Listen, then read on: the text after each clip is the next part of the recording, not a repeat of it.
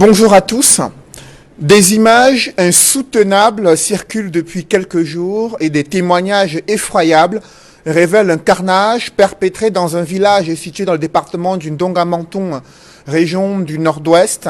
Des familles entières, des femmes enceintes et des enfants ont été tués et leurs habitations incendiées dans des circonstances encore troubles. Ce village se trouve sur le théâtre de violents affrontements entre les groupes armés séparatistes et les forces de sécurité et de défense. Cette tuerie, cette souffrance des populations civiles sont désormais la norme, déplore Aker Emouna, ancien candidat à l'élection présidentielle de 2018. Sur son compte Twitter, réagissant à cette escalade de tensions, il s'interroge sur comment le Cameroun en est arrivé là pour que la vie humaine perde toute sa valeur, alors que les autorités administratives et certains responsables sécuritaires n'ont pas confirmé ces informations. Aker Emouna redoute que le Cameroun ne perde son âme dans cette guerre fratricide dans les régions du Nord-Ouest et Sud-Ouest.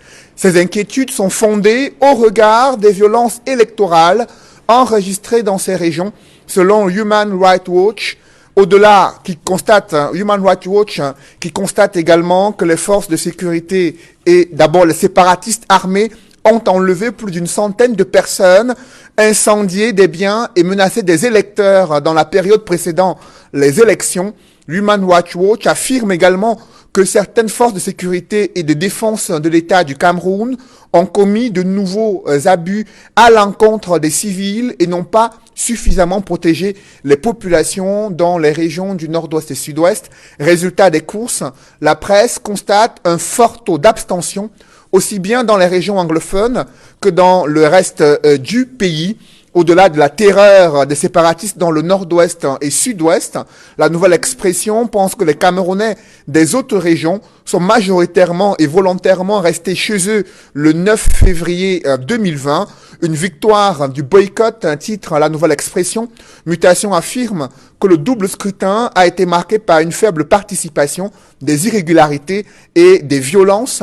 Le journal La Voix du Centre estime à près de 75% le taux d'abstention selon les chiffres recensés par les observateurs sur le terrain.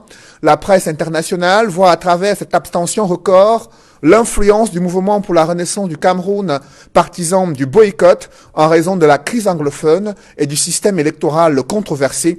Cependant, certains journaux soutiennent plutôt que le boycott a échoué et déclarent que le taux de participation global est évalué à environ 70%, en renchérissant sur l'engouement des Camerounais. Quelles leçons tirer de ces violences électorales dans les régions en guerre du Nord-Ouest et Sud-Ouest ? Pourquoi tant de controverses sur le taux de participation à ces élections législatives et municipales en s'appuyant sur les rapports de l'Union africaine, la conférence épiscopale et également Transparency International Cameroun? Quelles sont les conséquences politiques de cette participation timide et faible des Camerounais à ce double scrutin? Comment expliquer la multiplication des techniques de fraude et quelles solutions pour décrisper les tensions politiques au Cameroun? Mesdames, messieurs, ces questions brûlantes d'actualité constituent le fil Ariane de Droit de Réponse. Bienvenue dans cette émission où le choc des idées fait jaillir la lumière des analyses effectuées par des experts de haut vol. Et pour cette nouvelle édition de Droit de Réponse, je reçois sur ce plateau Cyril Sambaka. Bonjour. Bonjour Cédric, bonjour à tous les co-panélistes et aux millions de téléspectateurs. Vous êtes vice-président national de l'Union démocratique du Cameroun, candidat aux élections législatives. Vous attendez la proclamation des résultats par le Conseil constitutionnel, mais vous avez d'ores et déjà remarqué de nombreuses irrégularités. Nous en parlerons dans cette émission. Et également présent sur ce plateau de droit de réponse, Edmond Kambia. Edmond, bonjour. Bonjour Cédric Noufélé, je salue tous les copanélistes et je suis très heureux de retrouver les téléspectateurs fidèles de cette émission. Vous êtes l'un des éditorialistes au quotidien La Nouvelle Expression, consultant sur droit de réponse. Merci d'être avec nous ce dimanche. Également présent sur ce plateau, l'un des membres du bureau du porte-parole de Maurice Kamto, Roland Djou, bonjour. Bonjour Cédric Noufélé, bonjour à mes copanélistes et bonjour aux téléspectateurs d'Equinox Télévision. Je précise que vous êtes avocat au barreau du Cameroun et militant du mouvement pour la renaissance du Cameroun. Et juste en face de vous, un autre avocat, mais lui, il est engagé dans les rangs du RDPC, mandaté par le parti au pouvoir sur ce plateau de droit de réponse. Maître Georges Tegen, bonjour. Bonjour Cédric, bonjour à vos téléspectateurs toujours aussi nombreux, bonjour à tous mes copanélistes, c'est un plaisir d'échanger avec vous cet après-midi.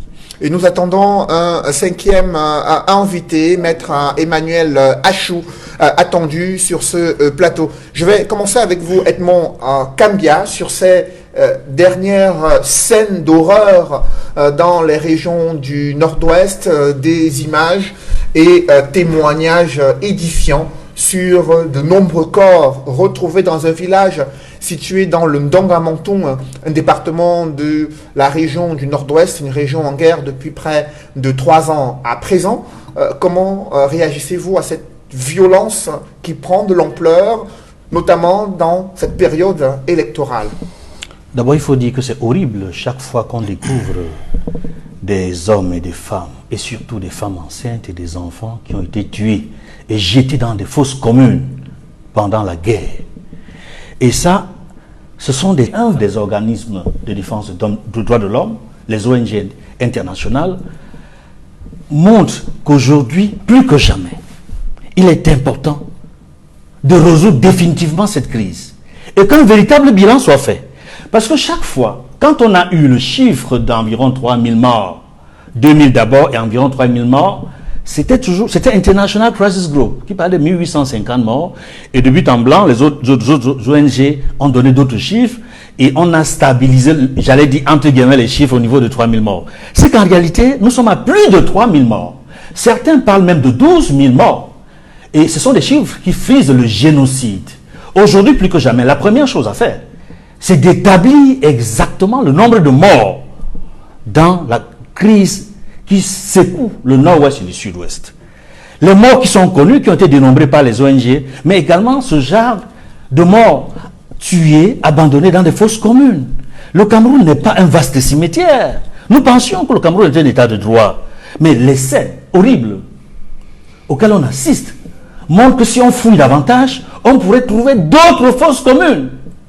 C'est la raison pour laquelle nous pensons que le gouvernement camerounais doit prendre la mesure des choses, de la situation, et nous dire exactement ce qu'il entend faire pour mettre fin à cette crise. Après vous, Cyril Sambaka, sur ces violences électorales dans les régions du Nord-Ouest et Sud-Ouest qui ont été compilées par Human Rights Watch, et ces dernières images qui circulent faisant état de la découverte des corps de femmes enceintes, d'enfants, d'hommes, de villages encore incendiés du fait de ces affrontements armés entre les groupes séparatistes et les forces de sécurité et de défense. Pourtant, le gouvernement avait indiqué qu'avec les élections, l'on sortirait de ce cycle de violence. Comment vous analysez cette situation?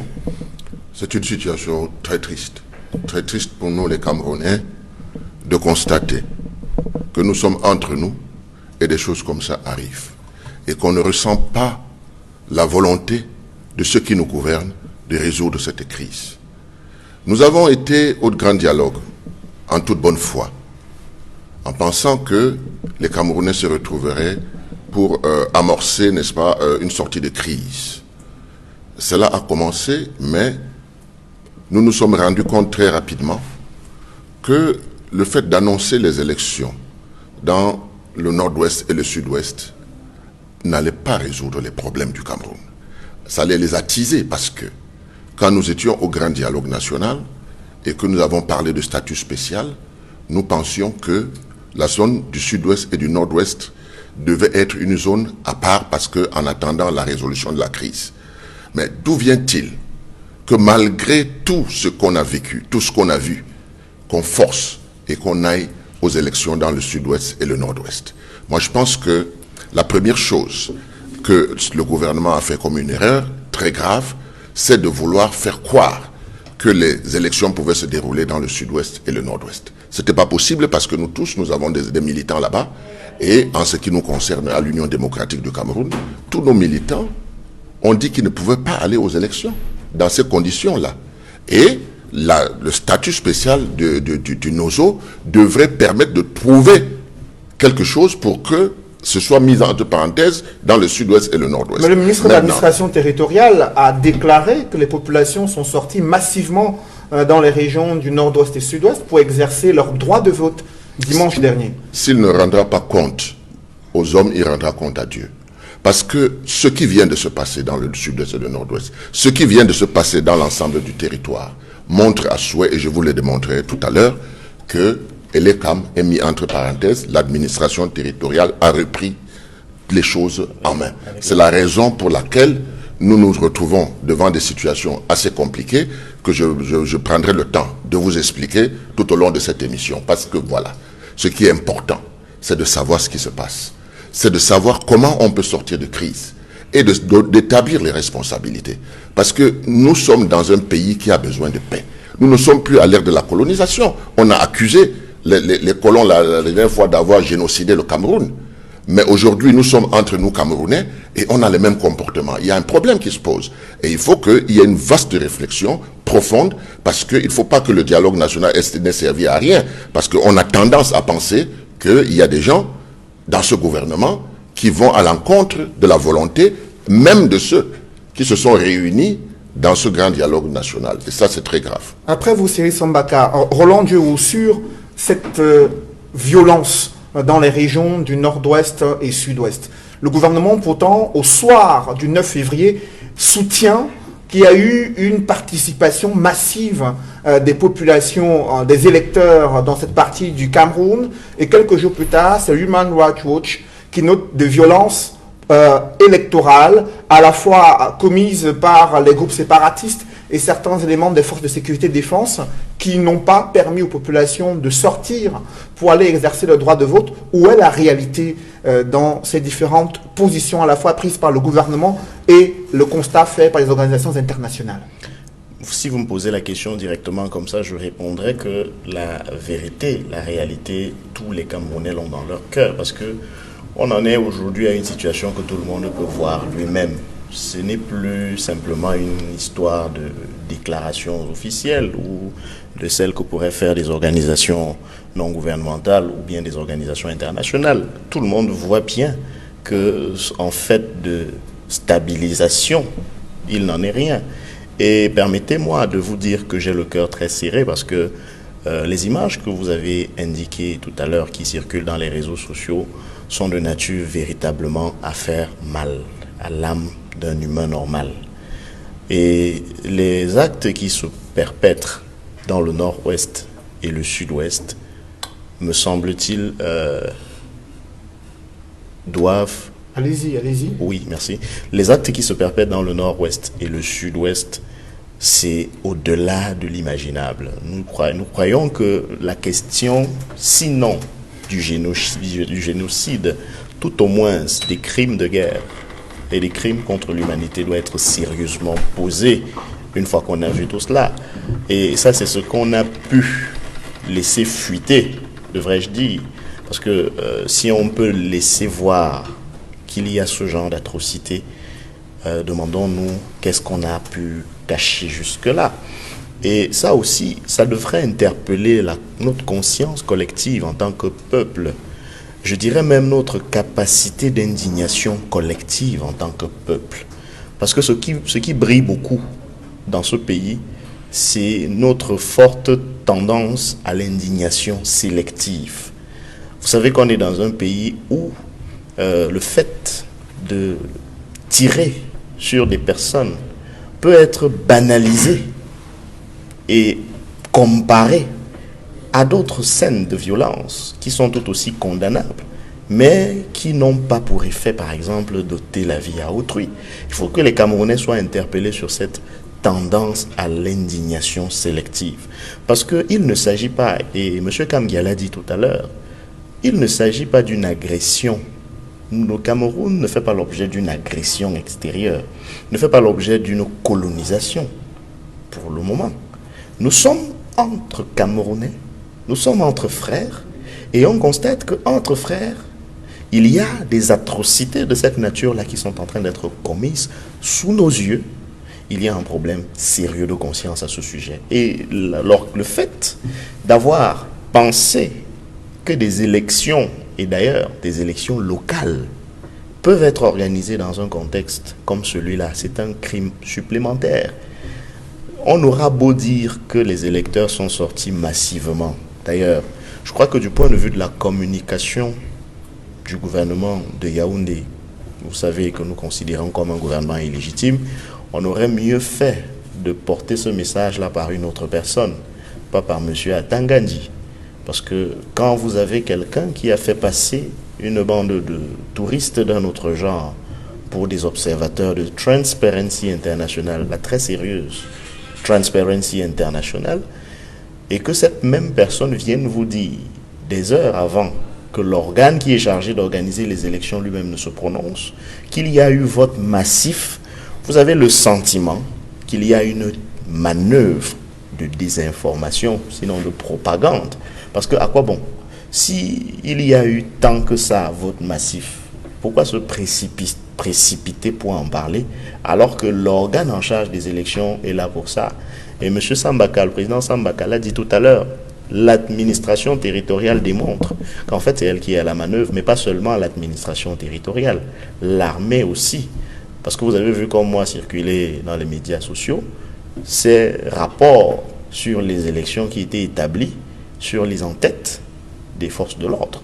Et donc, vous voyez bien que dans une zone où on dit que les gens sont sortis voter massivement, quand c'est l'administration territoriale et l'armée qui se sont retrouvés en train de donner le compte rendu d'une élection, alors on peut se poser la question de savoir où étaient les CAM. Ça peut être des rapports internes pour chaque institution camerounaise, pour faire son rapport sur la mobilisation des électeurs et la capacité peut-être des forces de sécurité à pouvoir sécuriser les régions en guerre. Personne n'en disconvient. Sauf que la réserve que vous posez est très loin de convaincre l'opinion publique, puisque nous savons tous qui sont ceux qui majoritairement ont voté dans ces zones où personne ne peut sortir voter. On a bien vu qu'une des failles de la loi a permis que massivement des hommes en tenue puissent précisément permettre qu'il y ait un certain taux de participation dans des zones où il y a des déserts de personnes.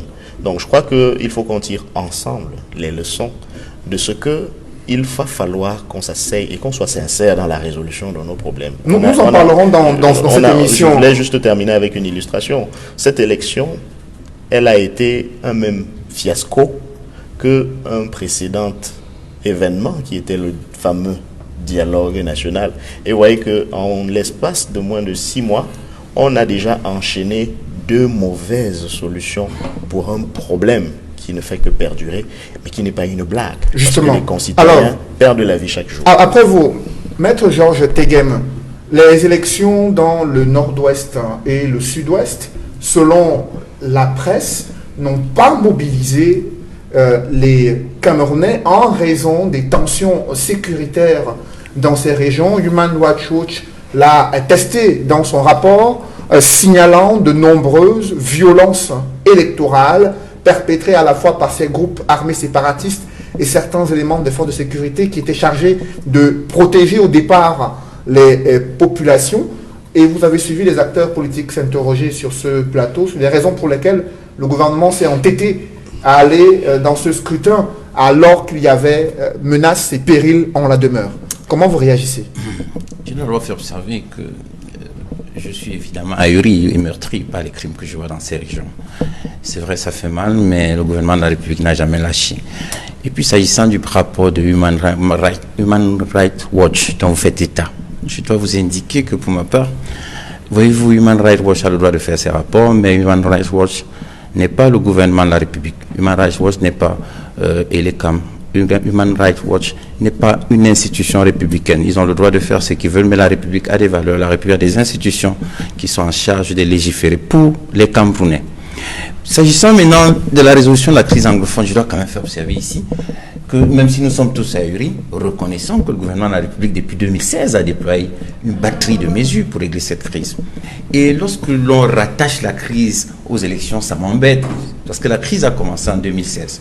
Tout le monde sait qu'en 2016, il n'y avait pas d'élection au Cameroun. J'ai suivi le digne représentant d'un parti politique ici qui a pourtant gagné l'élection le 8 octobre 2018 avec la même crise au nord-ouest et sud-ouest. Dire aujourd'hui que les circonstances n'est pas de nature à organiser les élections au Cameroun en 2018 pour une crise qui a commencé en 2016. Mais pourtant, ils ont gagné en 2018, le 8 octobre 2018. Bon, je dois, après ces observations, en fait, être quand même sérieux, parce qu'il faut être sérieux. Je dois dire, et je parle sous le contrôle de tous mes copanélistes, que depuis 2016, 8 décembre 2016, le président de la République mandat dans les régions du Nord-Ouest et Sud-Ouest. Le premier ministre chef du gouvernement, il a agressé. Le président de la République met en place la Commission nationale pour la promotion du bilinguisme multiculturel.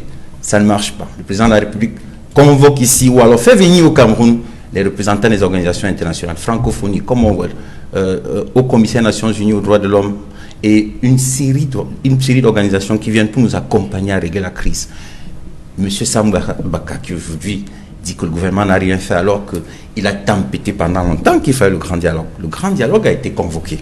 On est allé au grand dialogue. La crise perdue. Ben écoutez, nous notons une chose, nous, RDPC, c'est que nous ne décourageons pas, nous travaillons. Nous espérons pouvoir arriver à une solution définitive de cette crise. Parce que ne pas reconnaître que la crise existe serait malhonnête. Nous sommes honnêtes de dire oui, elle existe. Nous travaillons à la régler. J'ai dit ici une série de... Est-ce que pour vous, Maître Georges Teguem, est-ce que pour vous, les élections se sont tenues dans des conditions idoines dans les régions du Nord-Ouest et Sud-Ouest? J'y arrive. J'y arrive. Maintenant, je vous ai dit, après le grand dialogue, écoutez, nous n'allons pas continuer à fonctionner avec des organes illégitimes. Lorsqu'à un moment, le peuple revendique le pouvoir, le devoir du président de la République, c'est restituer le pouvoir au peuple. C'est ce qu'il a fait. Le président de la République a restitué le pouvoir au peuple. Parce qu'en réalité, l'élection, c'est quoi? C'est dire au peuple, c'est vous qui désignez vos représentants. Nous vous rendons le pouvoir, désigner vos représentants. Et le peuple, unilatéralement, le peuple, tout à fait légitimement, décide d'aller aux élections. Et donc, le peuple a voté, les élections se sont déroulées dans des conditions, dit le ministre de l'administration territoriale, acceptable. Et je dis, il a plus d'autorité que n'importe qui ici pour le dire. Parce que dans chaque commission locale de vote, il faut le dire, il y a un représentant du ministère de l'administration territoriale désigné par le sous-préfet. J'ai dit dans chaque bureau de vote. Ça veut dire qu'il a un rapport circonstancié qui lui est adressé, et sur la foi de ce rapport, il peut parfaitement se prononcer comme il a fait. Mais, je retiens également qu'il n'est pas l'organe en charge de la publication des résultats du scrutin. Donc jusqu'à aujourd'hui, il me semble que nous n'avons pas encore les résultats définitifs de ce scrutin sur toute l'étendue du territoire de la République. Maintenant, les éléments factuels, ou alors les éléments de droit qui nous ont permis d'aller aux élections étaient un peu évacués. Il faut le dire, comme l'a dit M. Sambaka, le grand dialogue, on ne peut pas dire que ça a été un échec. Ça a quand même abouti à ce que j'appellerais ici un soleil d'espoir. Le soleil d'espoir, c'est le Code général des collectivités territoriales décentralisées. C'est un soleil d'espoir. Lorsque vous regardez ce qui se passe en France, moi j'ai suivi le président Macron en France il y a quelque temps. Il s'est rendu en Corse. Il arrive en Corse. Les Corses disent, nous voulons que la Corse soit la langue nationale. Le président Macron de leur répond, la langue de la République, c'est le français. Mais le Corse peut être enseigné. Au Cameroun, le président de la République, qui est un bâtisseur de ce pays. Est-ce que lui aussi, je vous en prie, Maître Georges Teguem, vous prenez un exemple parfait, celui du chef de l'État en France, qui s'est rendu en Corse. Tout à fait. Les populations, elles aussi, attendaient le président de la République dans les régions du Nord-Ouest et Sud-Ouest. Ça fait 3 ans que la crise est en cours et qu'on entendait son discours sur le théâtre de ces événements-là. Le président de la République a mandaté sur le terrain des opérations le premier ministre chef du gouvernement, Philémon Yan, qui a été agressé. Vous le savez tous. Cela a-t-il permis à ce qu'on organise les élections dans des conditions d'organisation, de sécurité dans ces régions? Mais écoutez, je vais vous dire une chose, et retenez-le très bien. Lorsque la République fonctionne avec des dirigeants désignés par le peuple. Lorsqu'à un moment donné, le peuple s'est exprimé pour une durée, et cette durée est déjà passée depuis un certain temps, il est normal de restituer le pouvoir au peuple afin qu'il se prononce. Et je vais terminer mon raisonnement tout à l'heure, parce que je n'avais pas fini, que vous m'avez interrompu. Je dis, en France, le président de la République française a indiqué, la langue de la République, c'est le français, mais le corse peut être enseigné. Nous, ici au Cameroun, le président de la République, bâtisseur du pays, a dit, effectivement, le Cameroun est un État unitaire décentralisé laïque, mais des spécificités peuvent être reconnues. Il y a un soleil d'espoir. C'est le Code général des collectivités territoriales décentralisées. C'est en regardant l'agenda 2063 de l'Union africaine, et j'essaie toujours de l'expliquer, c'est le Cameroun, le développement par le territoire, le développement par la proximité. Aujourd'hui, on en parle partout. C'est comme ça qu'on peut régler les problèmes. Nous souhaitons que les nouveaux maires élus dans ces zones soient plus proches des populations pour pouvoir implémenter ce code général des collectivités territoriales décentralisées. C'est un soleil d'espoir et espérons, j'ai bon espoir, que ça règle cette crise de manière définitive. C'est bien compris. Après vous, j'aimerais avoir la réaction de Maître Emmanuel Achou qui nous a rejoint sur ce plateau concernant l'organisation du double scrutin législatif et municipal dans les régions du nord-ouest et sud-ouest, alors que le ministre de l'administration territoriale estime que les populations sont sorties en masse pour exercer le droit de vote dans ces deux régions du Cameroun. Maître Emmanuel Achou, bonjour. Bonjour Cédric, bonjour téléspectateurs. Je m'excuse du retard, j'ai eu panne en route. Alors, dans les régions du nord-ouest et sud-ouest, comment se sont déroulées les élections dimanche 9 février 2020? Lorsque je suis entré dans ce studio, j'ai failli tomber en écoutant mon confrère représentant du RDPC dire que les conditions de légalité qui permettaient la tenue de ces élections avaient été évacuées. Certainement pas lui. Parce que lorsqu'on parle des conditions de légalité, il ne faut pas être sélectif. Il faut y aller, il faut regarder toutes les conditions. Alors, l'article 3 de la Constitution dit les partis politiques concourent au suffrage. L'expression du suffrage universel. Concours à l'expression du suffrage. Merci, cher confrère. Maintenant, pour être parti politique, il y a une loi. Alors, je ne sais pas. Le RDPC, lui, participe à ces élections. À quel titre? C'est un regroupement, c'est un parti politique. À quel titre? Depuis que nous demandons au RDPC de nous montrer son décret de légalisation, pour démontrer que le RDPC est un regroupement qui se qualifie comme parti politique. On ne le fait pas. Tous les jours, on nous envoie des grands enseignants de droit qui nous disent tout, sauf donner la preuve de ce que le RDPC a été légalisé comme parti politique. Parce que nous savons tous, le RDPC, c'est la suite de l'UNC. L'UNC devient RDPC. Mais la loi est intervenue. Et cette loi dit clairement, les partis politiques existants doivent s'arrimer à cette loi. Doivent se légaliser. Jusqu'à aujourd'hui. Le premier parti politique a été légalisé, je pense que c'était le DIC. Oui. Début ça et ça là. Oui. Après ça, les partis sont alignés. Je n'ai pas encore vu le RDPC brandir un décret de légalisation. Mais sauf dans le Rwanda-Foustikistan, on ne peut pas comprendre qu'un parti politique qui n'est pas légalisé se permette de donner un président à la République, donner des ministres, donner des députés, donner des maires et tout ça, et dire que les conditions de légalité sont respectées. Quelles conditions de légalité? Alors, tout à l'heure j'ai compris, on dit que le Cameroun est indivisible, on convoque même l'Union africaine. L'Union africaine. L'Union africaine, vous avez deux territoires sous tutelle de l'ONU qui deviennent indépendants. Et un prend l'autre, il met sur la table. Vous dites que les conditions de légalité sont réunies. Ça existe où? Regardez les textes de l'ONU. Tous les territoires sous tutelle sont destinés à devenir des États indépendants. Article 96, c'est clair. Ça ne se discute même pas. Le Sahara Cameroun a eu son indépendance le 1er octobre 61. Ça ne se discute pas. Alors, comment vous expliquez que vous venez aujourd'hui dire que les conditions ont été réunies? Revenons à la question, monsieur Noufélé. Est-ce qu'il y a eu élection? Moi, je me pose la question parce que j'ai entendu le représentant du RDPC dire que le ministre de l'administration territoriale est dans son rôle. Son rôle de quoi? C'est lui qui organise les élections. C'est lui qui organise. Il est devenu élégant. C'est lui élégant pour parler des élections. Il est le ministre de l'administration territoriale qui reste dans son rôle de ministre. Les élections dans ce pays sont organisées par Elecam. Si lui est Elecam, il n'a pas à donner son avis sur le déroulement des élections. Il est observateur. Nous avons tous vu les images qui venaient. Des villes mortes. Des rues mortes. Les populations venaient d'où? Il n'y a que dans quelques endroits comme Moussengambe ou là, quelques endroits où on nous montre des gens en file. On ne sait même pas si c'est des militaires bien civils ou des civils. On nous dit que les gens sont sortis. Ils sont sortis. Même le maire sortant SDF de Douala 3e, qui était candidat, lui-même a dit, vraiment le boycott a réussi. Si mon parti a perdu, c'est à cause du boycott.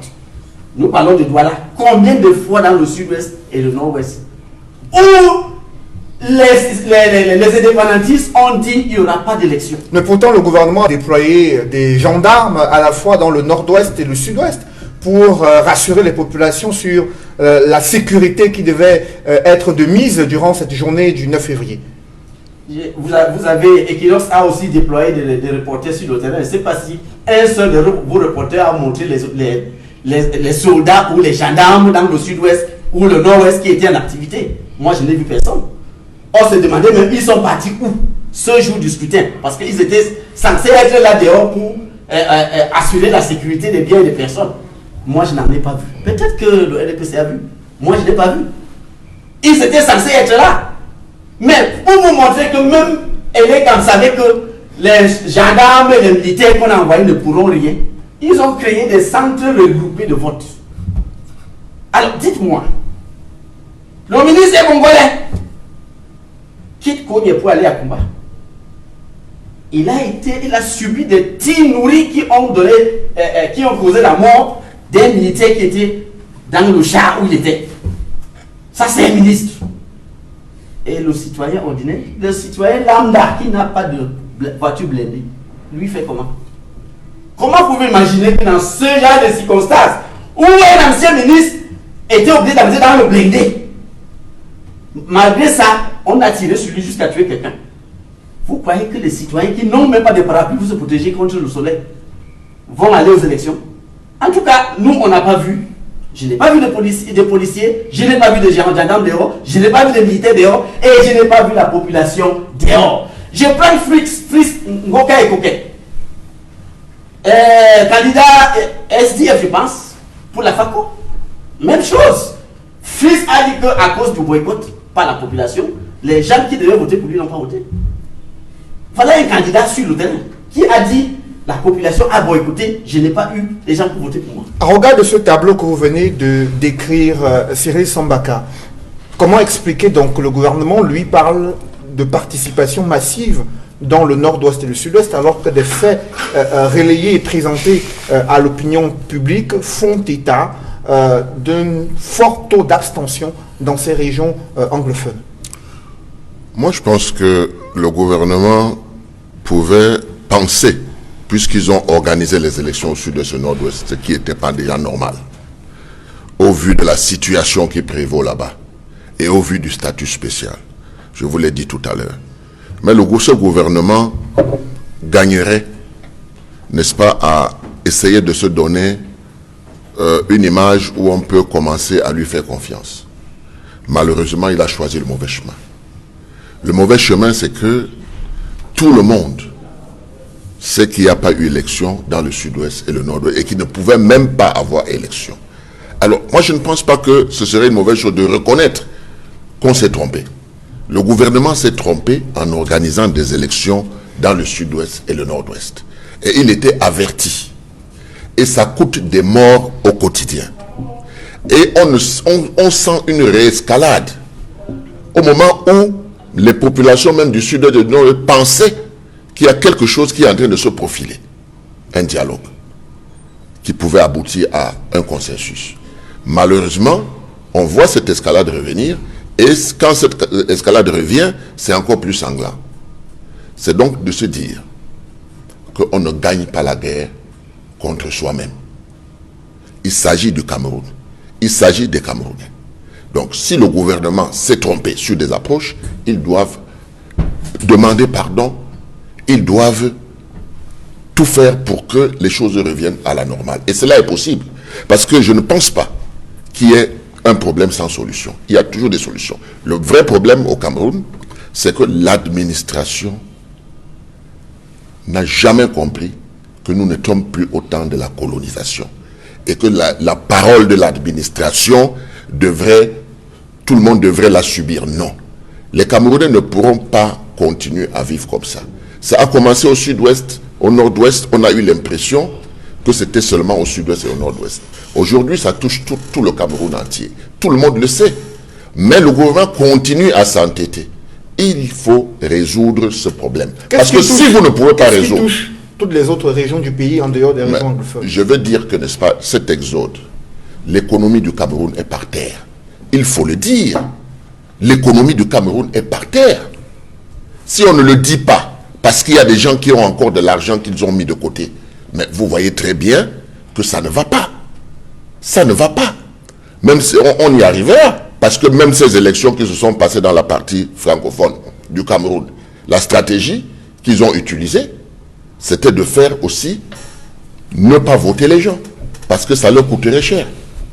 Vous comprenez? Je vais vous donner quelques exemples tout à l'heure. Moi, je ne comprends pas.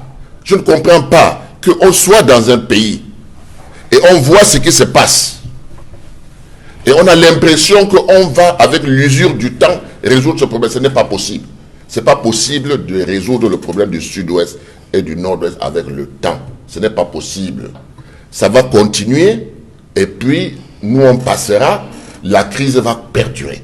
Il faut résoudre le problème ici et maintenant. Et ça dépend du gouvernement. Parce que le gouvernement sait très bien ce qu'il faut faire. Justement, Edmond Kanga, sur l'attitude du gouvernement après ces élections législatives municipales dans les régions du nord-ouest et sud-ouest, optimisme, parlant de mobilisation massive des populations. Pourtant, vous avez suivi les faits évoqués par Maître Emmanuel Achou et même les enquêtes de la Nouvelle Expression sur le taux d'abstention record dans ces régions anglophones. Quel message entrevoyez-vous à travers cette abstention record enregistrée d'abord dans ces régions du nord-ouest et du sud-ouest? Oui, d'abord, il faut dire que la réaction du ministre de l'administration territoriale qui parle de vote massif des populations ne correspond pas à la réalité, que ce soit dans les régions francophones ou dans les régions anglophones. Sa déclaration, son affirmation ne correspond pas à la réalité vécue sur le terrain par nos reporters, nos différents reporters, la Nouvelle Expression, d'Equinox Radio et Télévision. On l'a vu dimanche dernier, on a fait une émission spéciale, dimanche dernier, en lieu et place de cette émission Droit de réponse, pour que les Camerounais voient exactement qu'est-ce qui se passe sur le terrain le 9 février. On a fait pendant 1 heure au moins d'émissions bilingues sur ce plateau. On a montré la situation réelle des élections dans les régions du nord-ouest et du sud-ouest, mais également dans les régions francophones. Et on a constaté un boycott sérieux. C'est plutôt le boycott qui est massif et non pas le vote. Une forte abstention des populations, du nord au sud, de l'est à l'ouest. C'est dire qu'en réalité, les populations ont écouté le mot d'ordre d'un parti politique qui a appelé à boycotter les élections. Ça, c'est la première chose qu'il faut noter. Il faut également dire que la forte abstention constatée sur le terrain montre bien que les populations ne sont plus idiotes ou distraites. Ce sont des silences qui parlent. Et à ce propos, nous pensons que la plus haute autorité de ce pays, le président de la République, mais aussi l'ensemble de son gouvernement, doit prendre un temps d'arrêt pour écouter les silences du peuple camerounais. Parce que ce silence se chiffre à au moins 70%. Et si je m'en tiens aux chiffres de la mission d'observation de l'Union africaine, ce silence fort des populations camerounaises se chiffre à 72%. Parce qu'ils ont estimé que la participation n'a été que de 28%. Ça, c'est ce que dit le rapport préliminaire de la mission d'observation de l'Union africaine. Et il y a également, on a vu la réaction, la sortie du président de la conférence épiscopale nationale du Cameroun, qui a parlé d'une très faible participation. Vous savez que l'Église catholique toujours envoie sur le terrain des observateurs dans plusieurs localités pour voir quelle est la situation. Eux aussi confirment une forte abstention, une très faible participation. C'est dit qu'en réalité, le gouvernement devrait prendre très au sérieux la forte abstention des Camerounais par rapport à ces élections-là. Et que signifie ce silence dont vous faisiez mention tout à l'heure, ce silence des Camerounais exprimé à travers ce fort taux d'abstention enregistré lors de ces dernières élections? Ce sont des silences qui parlent. Et des silences qui parlent, il faut faire très attention. Parce que on a vu au cours de ces dernières années, notamment entre 2018 et 2020, ce qui s'est passé au Cameroun. Il y a eu la crise anglophone, dont la phase de violence, de guerre, a fait en sorte que depuis fin 2017, il n'y a que des morts depuis qu'on envoie les soldats sur le terrain. Et sur le plan sociopolitique, il y a eu l'élection présidentielle d'octobre 2018 qui s'est achevé par une crise post-électorale. Et on sait qu'il y a eu des réactions de la communauté nationale, de la communauté internationale qui appelait un dialogue. Il y a eu certes un dialogue au palais des congrès de Yaoundé, mais au finish, on s'est rendu compte, sur le plan national comme sur le plan international, que ce dialogue n'était pas du tout inclusif, que ce n'était qu'une étape probablement vers un véritable dialogue plus inclusif. Parce qu'il faut le dire, il y a une entité qui a manqué au dialogue national de Yaoundé. Et cette entité, ce sont des protagonistes importants dans la résolution de la crise anglophone. Ce sont les séparatistes, ce sont les leaders séparatistes ou les représentants armés des groupes séparatistes. Ils ont manqué à ce dialogue.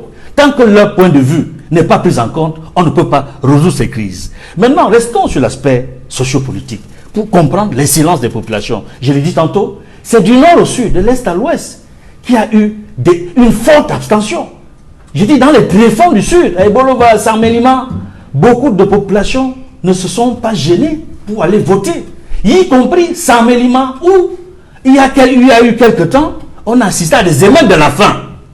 On a vu certains de nos frères aller casser des boutiques de ceux qu'on appelait des halogènes. C'était des Bamoun, des Aoussa, des Bamileke, encadrés, des casses encadrées par les forces de police, soi-disant qu'ils étaient insuffisants pour pouvoir empêcher cela. Alors que nous sommes dans un état de droit où les citoyens doivent être égaux devant la loi. Ils n'ont jamais été interpellés. Vous voulez qu'on continue? Ce sont des silences qui parlent.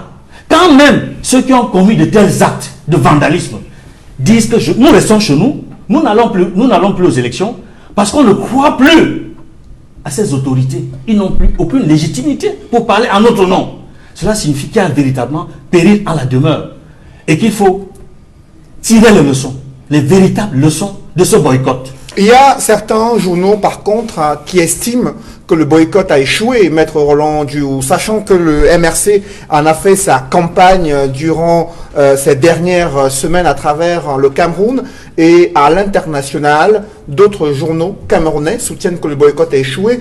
Ils vont même jusqu'à avancer les chiffres de 70% de taux de participation globale à ces élections. Quel est votre regard? J'ai envie de sourire, parce que vous savez très bien d'où peut venir ce genre de presse. De tout temps, de toutes les manières, il y a toujours plusieurs types de presse.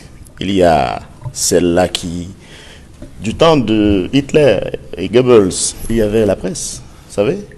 Et il y avait une presse qui, précisément à cette époque-là, encourageait le discours antisémite. Comme aujourd'hui, il y a des discours incitant à la haine, qu'on voit souvent avoir pignon sur eux dans certaines presses que je ne vais pas citer. Donc, je suis très amusé quand je vois ça. Mais de toutes les façons, et je l'ai dit tout à l'heure, je ne vais pas me livrer à un jeu de polémique avec des gens que tout le monde connaît au Cameroun comme étant à gage. Quand M. Atangandi prend une position, on s'attend toujours à ce qu'il y ait le service après-vente pour que l'opinion publique soit entraînée comme dans une sorte de camisole de force informationnelle.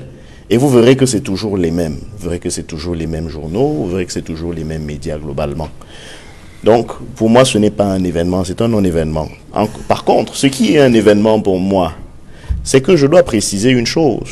L'appel au boycott que le Conseil national et le président du MRC ont lancé, c'est une réponse à l'appel du peuple.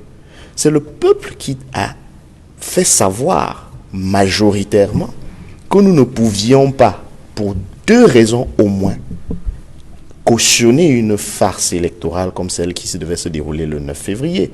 Première raison, et encore aujourd'hui, les drames illustrent à suffisance qu'on avait eu raison d'écouter ce peuple. Sinon, il se serait senti abandonné.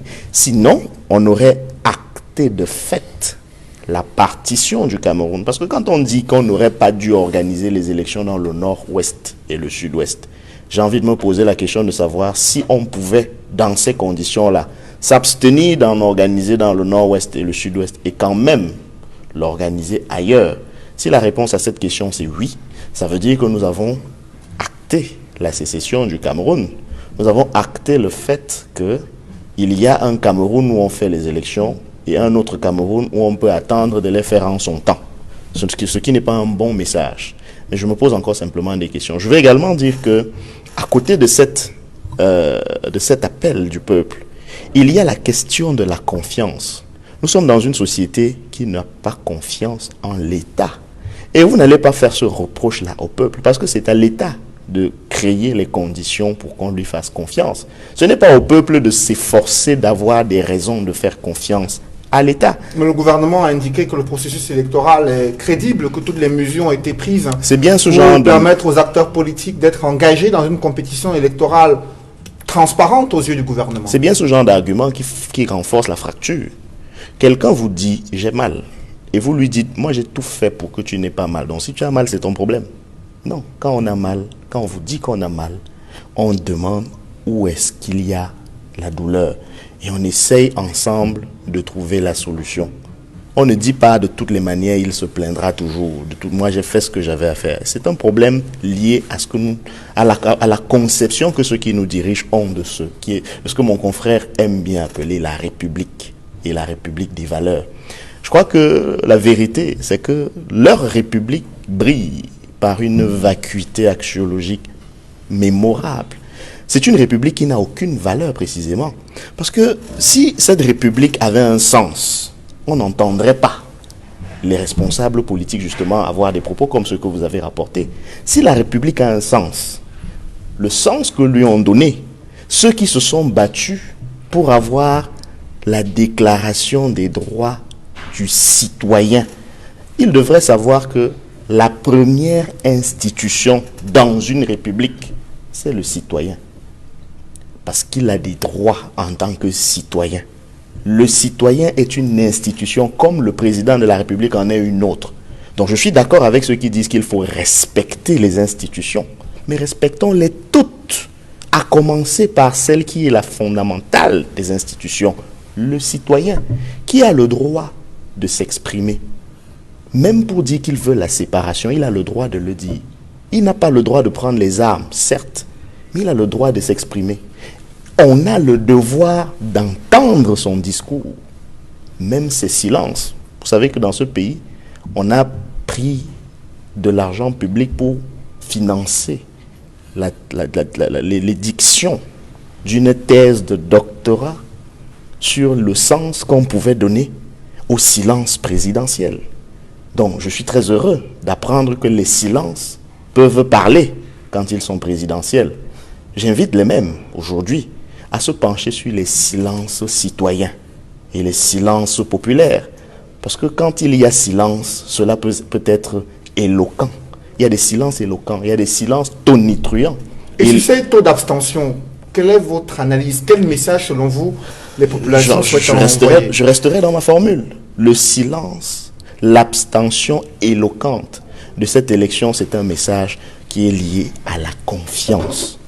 Les Camerounais n'ont pas confiance en l'État parce que cet État les réprime, cet État les vole, cet État leur vole leur voix, cet État ne leur rend pas compte de la gestion de ce qui est notre patrimoine commun. Cet État fait tout sauf ce qu'un État républicain fait.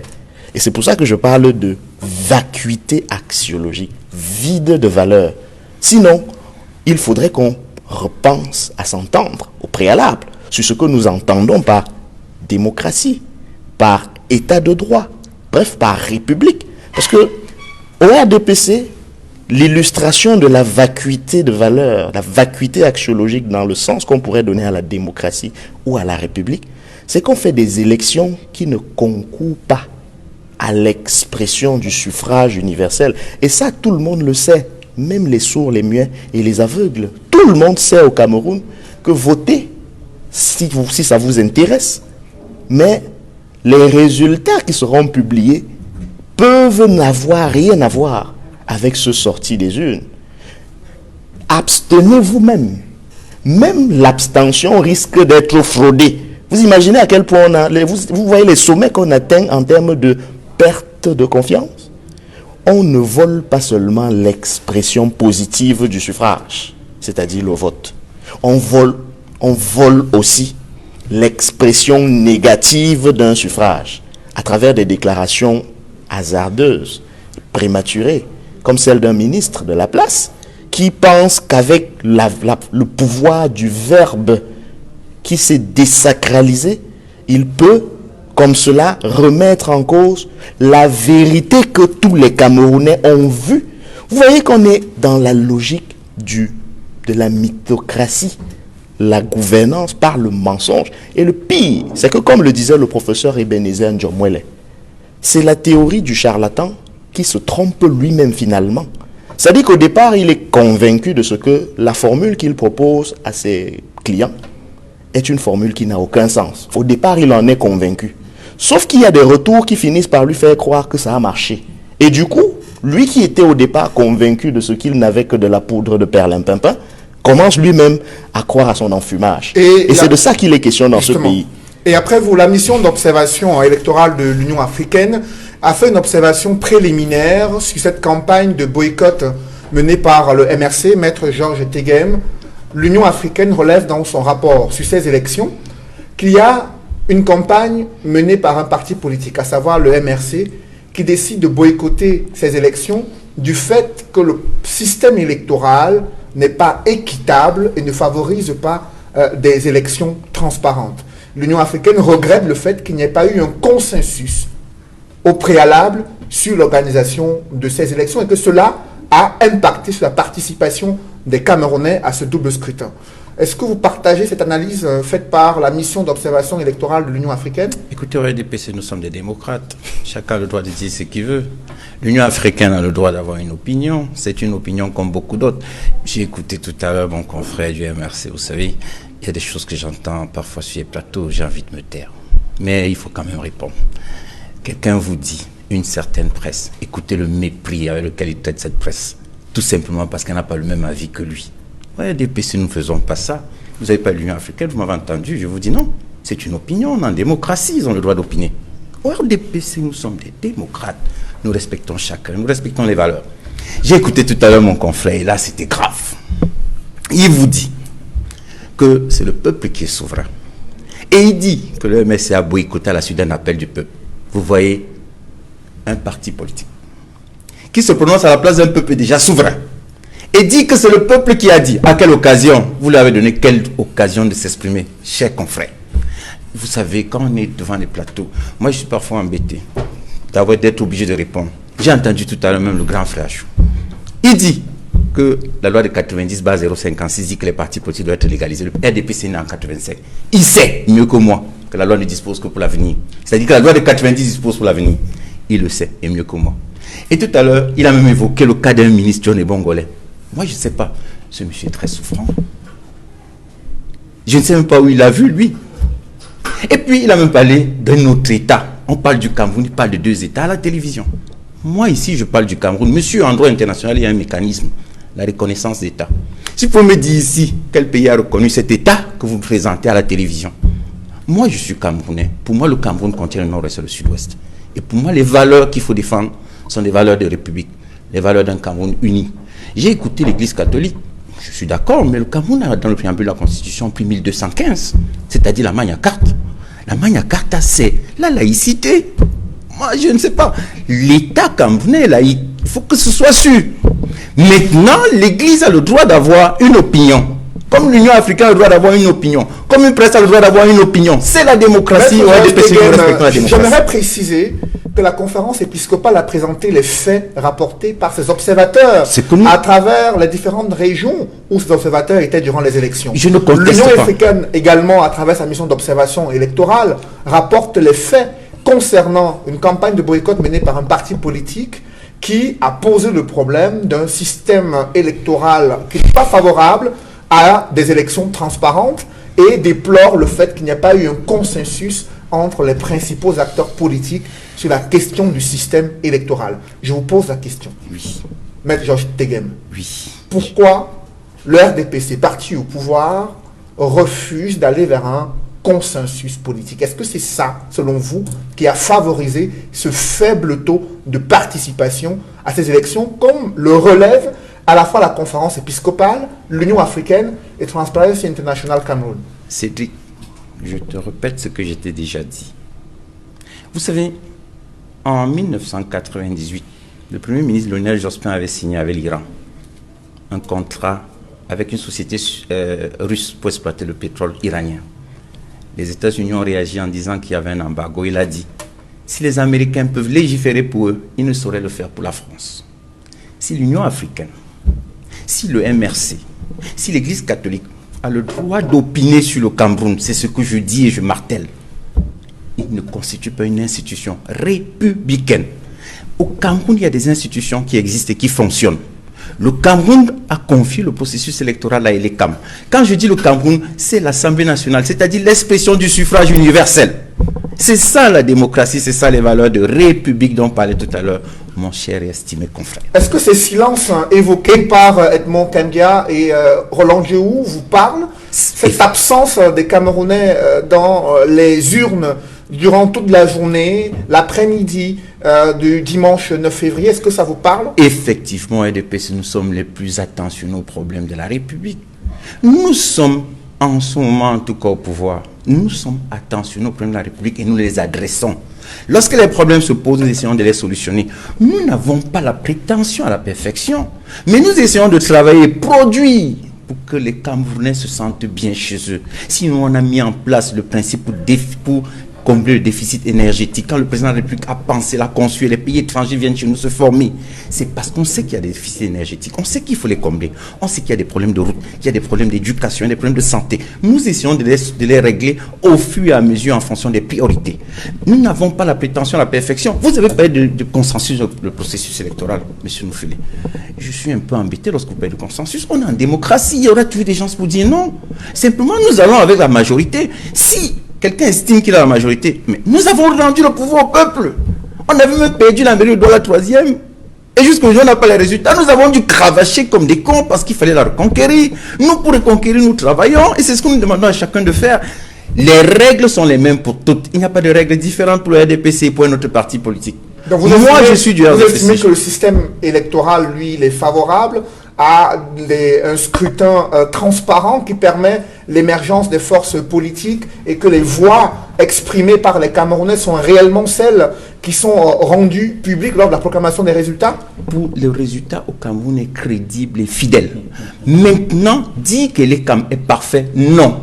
Il y a des choses à refaire.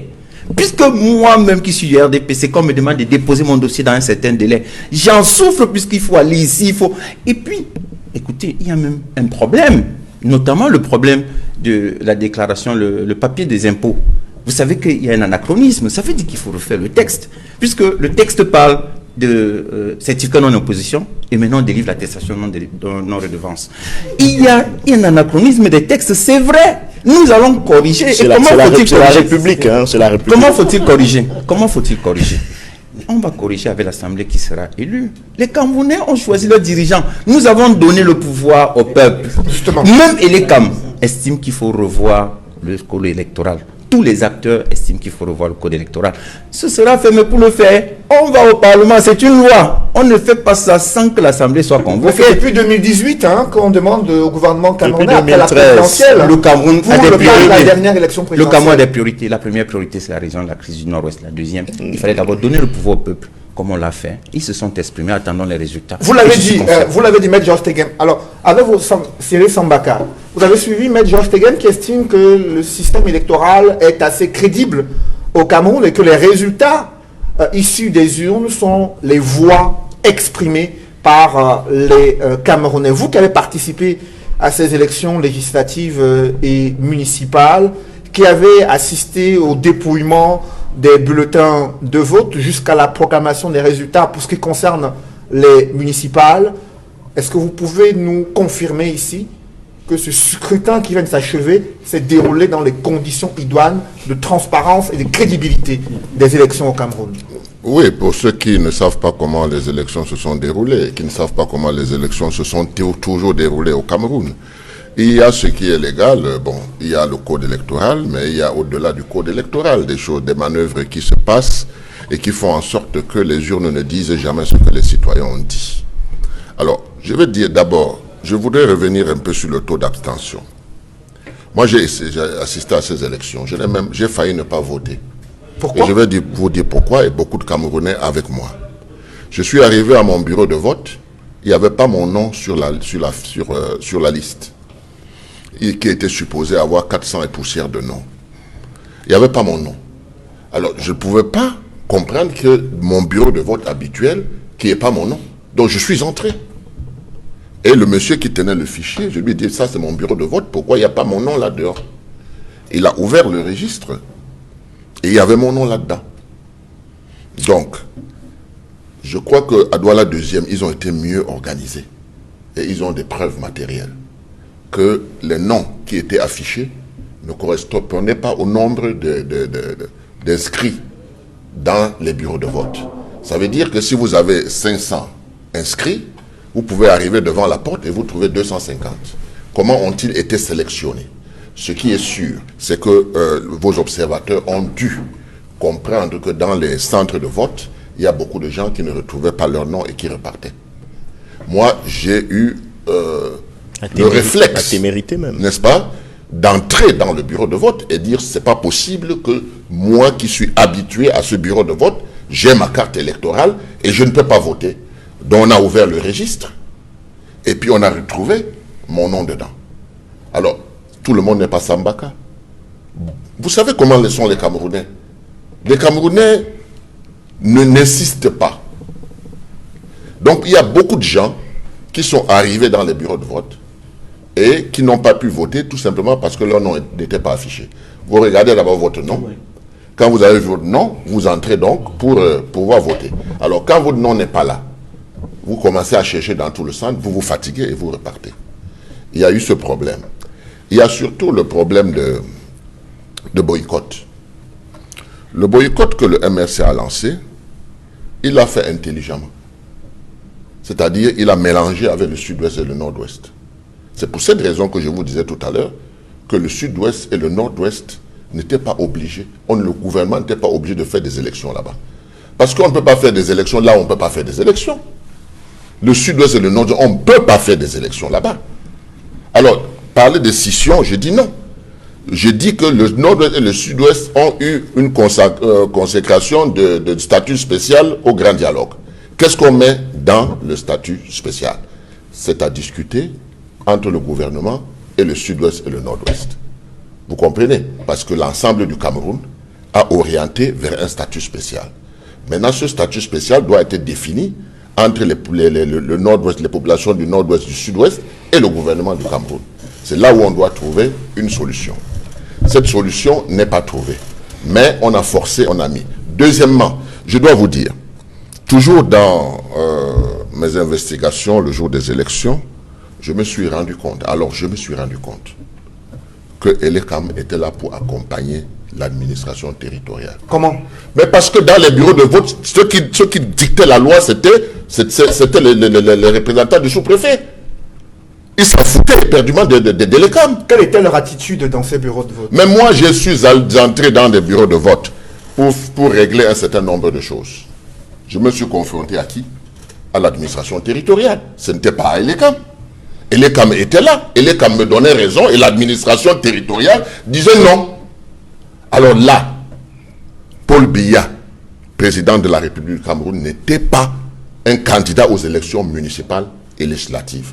Première fraude. Ils ont passé leur temps à prononcer le nom de Paul Biya qui n'était pas candidat. Deuxièmement, l'administration territoriale s'est très mal comportée, il faut le dire. Parce que moi, je suis témoin de cela, j'ai vécu cela. Quels sont les actes que vous avez observés? Je vous dis qu'eux, ils parlaient à la place de l'ECAM. C'est eux qui donnaient les instructions et qui disaient que ça nous avons saisi entre les mains d'un représentant de l'administration territoriale au lycée technique d'Akwa des procès-verbaux de lui de ce qu'il avait volé. Parce que le représentant avait posé à côté, il a volé ça. Et en lui arrachant ça, on a arraché le sien. Il s'est mis à genoux. Qui ne sait pas comment il va faire pour entrer là-bas, il faut qu'on lui remette le procès-verbal de l'administration. On lui a remis. Vous comprenez? Donc, ça, ce sont des faits. Je suis allé au lycée technique de Bonadoumé, où il y avait une fraude massive. Qu'est-ce qui s'est passé? On vous donnait le petit déjeuner. Et puis on vous donnait l'argent de taxi après, avec les bulletins. Qui donnait l'argent de taxi et de petit déjeuner à ces scrutateurs, Cyril Sambaka? Ceux qui n'ont pas voulu que le peuple parle. Parce que beaucoup de gens me félicitent, beaucoup de gens m'appellent pour me féliciter, même de l'étranger. Et je leur dis, ben non, les choses ont tourné. Ça a tourné comment? Quel était l'intérêt de ces petites attentions durant ce scrutin? Cédric Nouféré, je suis en train de vous dire, et ce n'est pas aujourd'hui que ça a commencé. Moi, je suis allé aux élections depuis les années 90. Donc, je peux vous raconter les élections au fil du temps. À un moment, il y a eu Onel 2, il y a eu Elekam qui est venu. On a pensé à un moment que les choses allaient fonctionner. Mais cette fois-ci, à ces élections, l'administration territoriale a repris les choses en main, mettant de côté Elekam. Et moi, je ne dis pas tout ici, parce que si quelqu'un m'attaque, je vais pouvoir amener d'autres preuves. Parce que je suis un observateur averti. Quelqu'un qu'on vient de flouer dans les élections alors que je l'ai gagné. Mais je suis un Camerounais. La politique n'est pas forcément d'être un élu. Vous avez dit... La politique, c'est aussi l'élévation des Camerounais. Cyril Sambaka, Oui. vous avez dit que l'administration territoriale devait comprendre que le président national du RDPC, Paul Biya, chef de l'État, n'était pas candidat. Il n'était pas candidat. Alors pourquoi l'administration territoriale était-elle autant présente? Parce qu'elle dans est le processus contre la électoral? décentralisation, parce qu'elle est contre ce qui peut faire avancer les Camerounais. Je vous dis, quand j'entends décentralisation, j'ai travaillé sur la décentralisation depuis combien d'années? J'ai fait un nombre important de propositions. Mais je vous dis que l'administration camerounaise est le frein au développement du Cameroun. Il n'est pas facilitateur, il n'est pas encadreur, il est là pour matraquer. Que vous voyez les hommes d'affaires, que vous voyez les hommes politiques, ce sont les cibles de l'administration. Vous comprenez? Et ça, il faut changer cette mentalité. Il faut changer. C'est la raison pour laquelle, principalement moi, je soutiens Mordicus, le sud-ouest et le nord-ouest, parce que c'est eux qui vont sauver le Cameroun. Avec leur méthode de gestion, avec leur approche. Vous comprenez? Parce que notre approche préfectorale, jacobin, est une approche qui a montré ses limites. Tout à fait. Il faut qu'on arrive à comprendre dans ce pays que la colonisation est terminée et que les Camerounais doivent bâtir leur pays. Un pays comme celui-ci, où les Camerounais devaient vivre heureux, c'est d'autres qui devaient venir ici au Cameroun. Mais qu'est-ce que nous vivons là? De la misère. De la misère au point où vous offrez des petits déjeuners et puis vous demandez après, avec les bulletins, de venir prendre les 2000 francs. Moi, j'ai vu ça. D'autres ont vu ça aussi. D'autres l'ont vu. Telles que ces élections se sont déroulées, Cyril Sambaka, est-ce que les résultats qui vont être rendus publics après les différents contentieux permettront de connaître réellement les élus légitimes et crédibles Nulle part. Et je vais même vous dire, parce que vous savez, dans ces choses-là, nous avons aussi des informations. Vous comprenez? Le boycott que le MRC a prôné a eu de l'effet. C'est y ajouter un certain nombre de paramètres. L'économie en termes d'argent. Parce que quand vous avez 10 000 personnes à corrompre, ce n'est pas le même argent que vous dépensez que quand vous avez 1000 personnes à corrompre. Donc, ce qui est répugnant, et notamment dans vos centres, c'est qu'il y a eu des complicités. C'est ça qui est répugnant. Vous comprenez? Moi, je m'en sors de ces élections avec beaucoup de courage et beaucoup de joie parce que j'ai fait le terrain. Et je me suis rendu compte que j'étais écouté, j'étais aimé. Vous comprenez? Et je ne peux pas sacrifier ça parce qu'on a triché. Donc, le but d'un homme politique, ce n'est pas seulement de prendre l'écharpe et de mettre, mais c'est d'amener les populations à s'émanciper, à comprendre, n'est-ce pas, ce que c'est que leurs droits et leurs devoirs. Maintenant, si on doit faire un effort, parce qu'on ne peut pas ne pas réformer. Vous savez, depuis 20 ans, on demande que le code électoral soit modifié. On va en parler tout à l'heure. Voilà, moi je voulais terminer en disant donc que ces élections qui viennent de se dérouler, il y a plusieurs paramètres. Le premier paramètre, c'est l'appel au boycott. Le deuxième, c'est la situation qui a été exploitée par les gens du pouvoir, n'est-ce pas, de corrompre moins de gens. Et je vous ai donné l'illustration, moi-même, mon nom n'était pas affiché, j'ai été obligé d'entrer dans la salle, vouloir bloquer le vote pour dire que pourquoi, et on a retrouvé mon nom. Donc vous vous imaginez que toutes ces conjugaisons-là ont pu apporter les Camerounais à voter dans l'ordre de 15%. Il faut justement savoir que c'est la commission communale de vote qui a proclamé... Parce qu'il y a eu bourrage, hein. Il ne faut pas oublier qu'il y a eu bourrage des urnes. Parce que les petits déjeuners là, avec les 2000 francs, ce sont des gens, et je leur ai parlé. Parce que vous voyez, dans un centre de vote, un bureau, 2 bureaux qui ont des fils et les autres n'ont rien. Vous comprenez? Je suis allé leur parler. Je dis ça, c'est l'avenir de vos enfants que vous êtes en train d'hypothéquer. Je ne sais pas combien on va vous donner. Justement. Mais attention, attention, c'est le pays de tout le monde.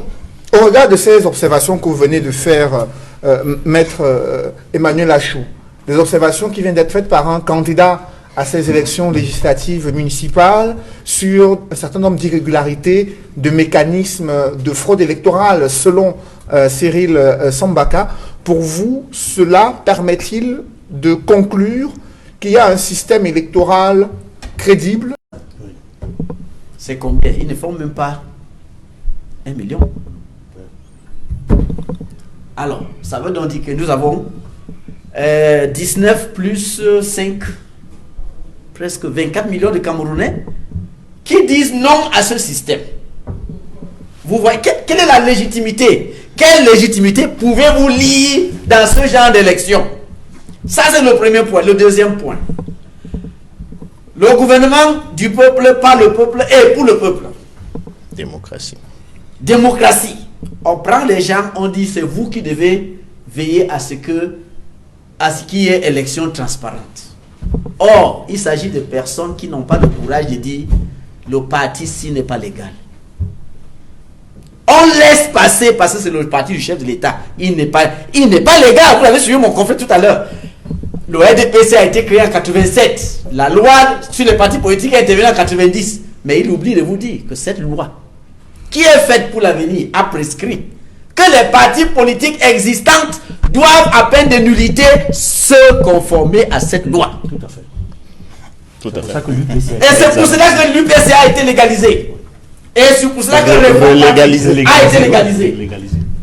Alors, jusqu'à aujourd'hui, un parti politique qui ne sait pas conformer à la loi continue à donner les leçons. Donner des leçons aux autres, à traiter les autres de petits partis politiques, alors que lui n'est même pas parti politique.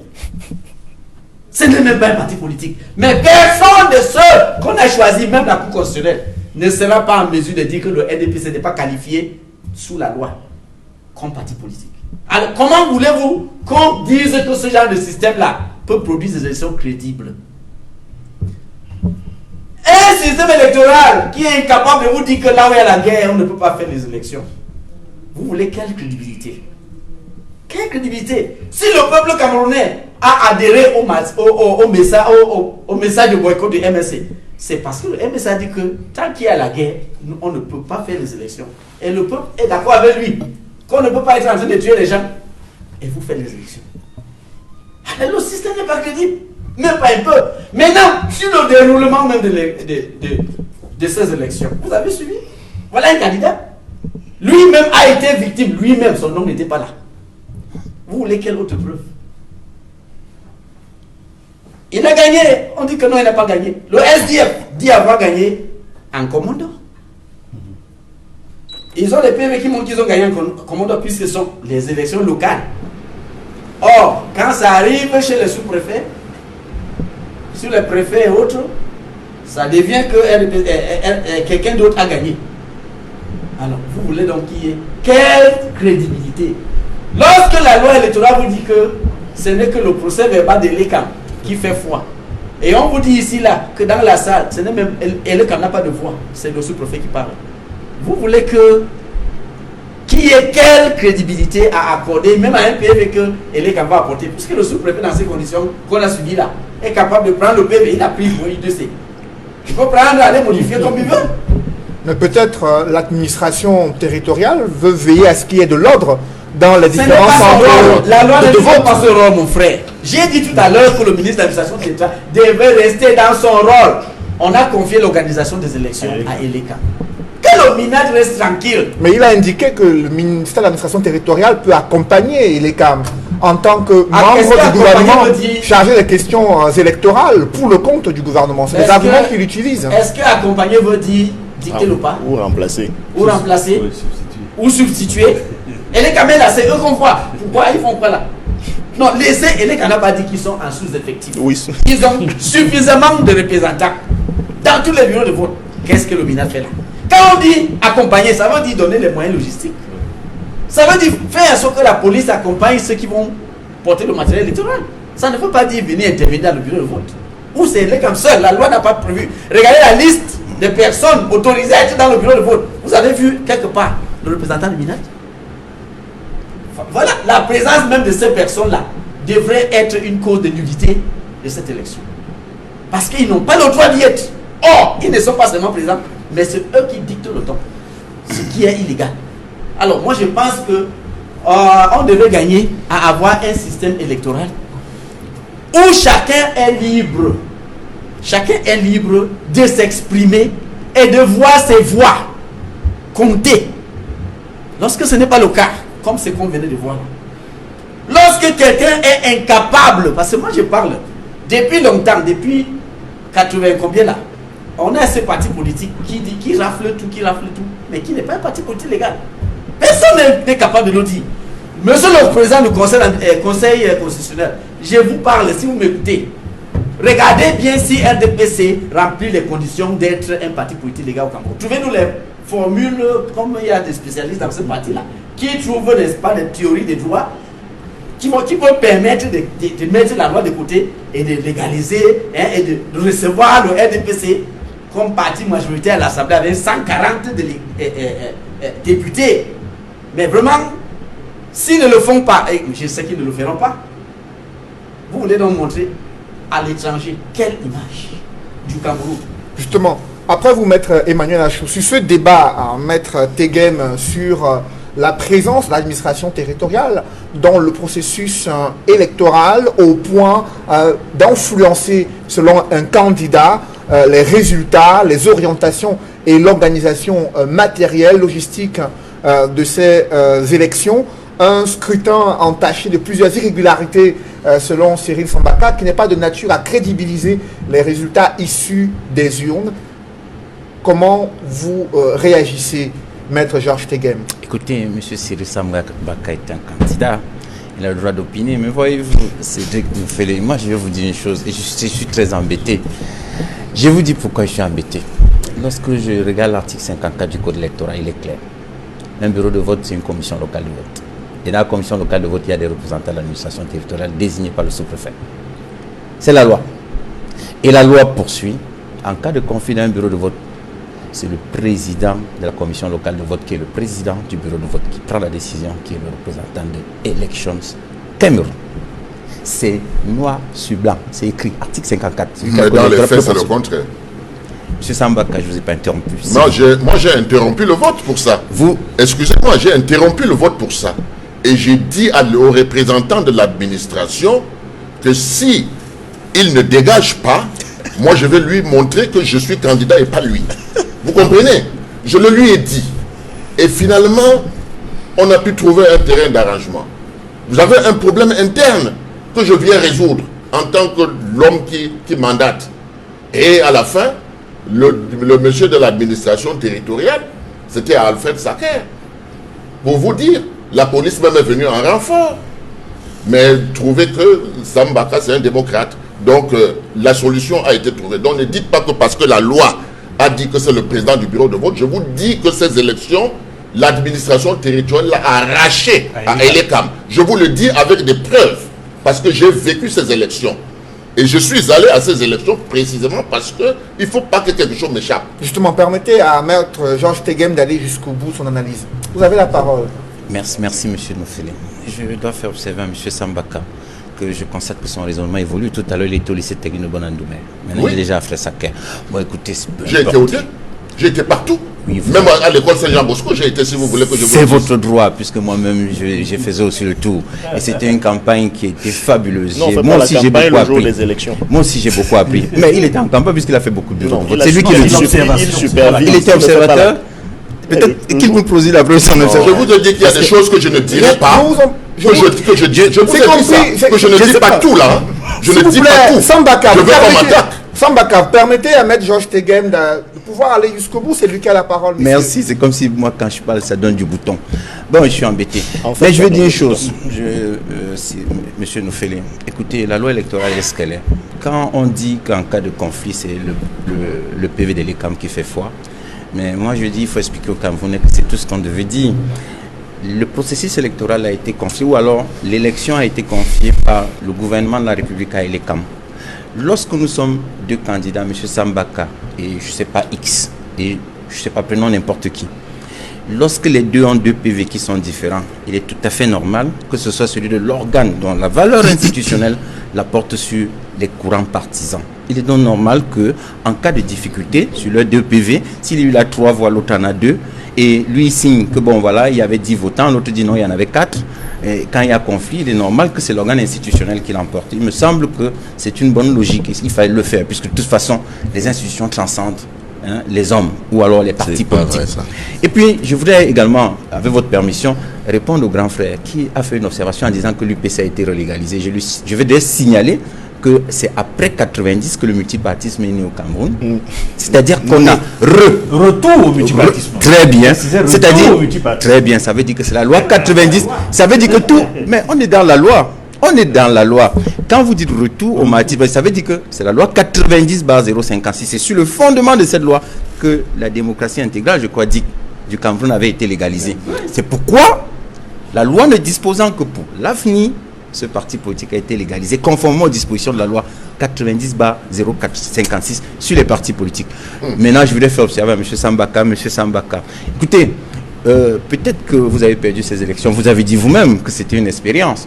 Non. Que je peux comprendre. Je ne suis pas allé aux élections pour les perdre. Il ne faut pas me le dire. Hein. Non, peut-être. Je vous en prie. C'est vous qui le dites. Il a la parole. C'est vous qui le dites. Parce que moi, jusqu'à présent, je ne suis pas encore sûr que vous l'ayez perdu, puisque le Conseil constitutionnel ne s'est pas encore réuni. J'ai vu que la Commission nationale de supervision se réunira à partir de lundi prochain. Moi, je pense que c'est à compter cette opposition de centralisation que vous pourrez savoir si vous avez perdu. Mais si vous le savez déjà, il faut être bon pendant qu'on arrive au résultat, M. Georges Tegem, c'est les conditions de déroulement du vote qui posent problème.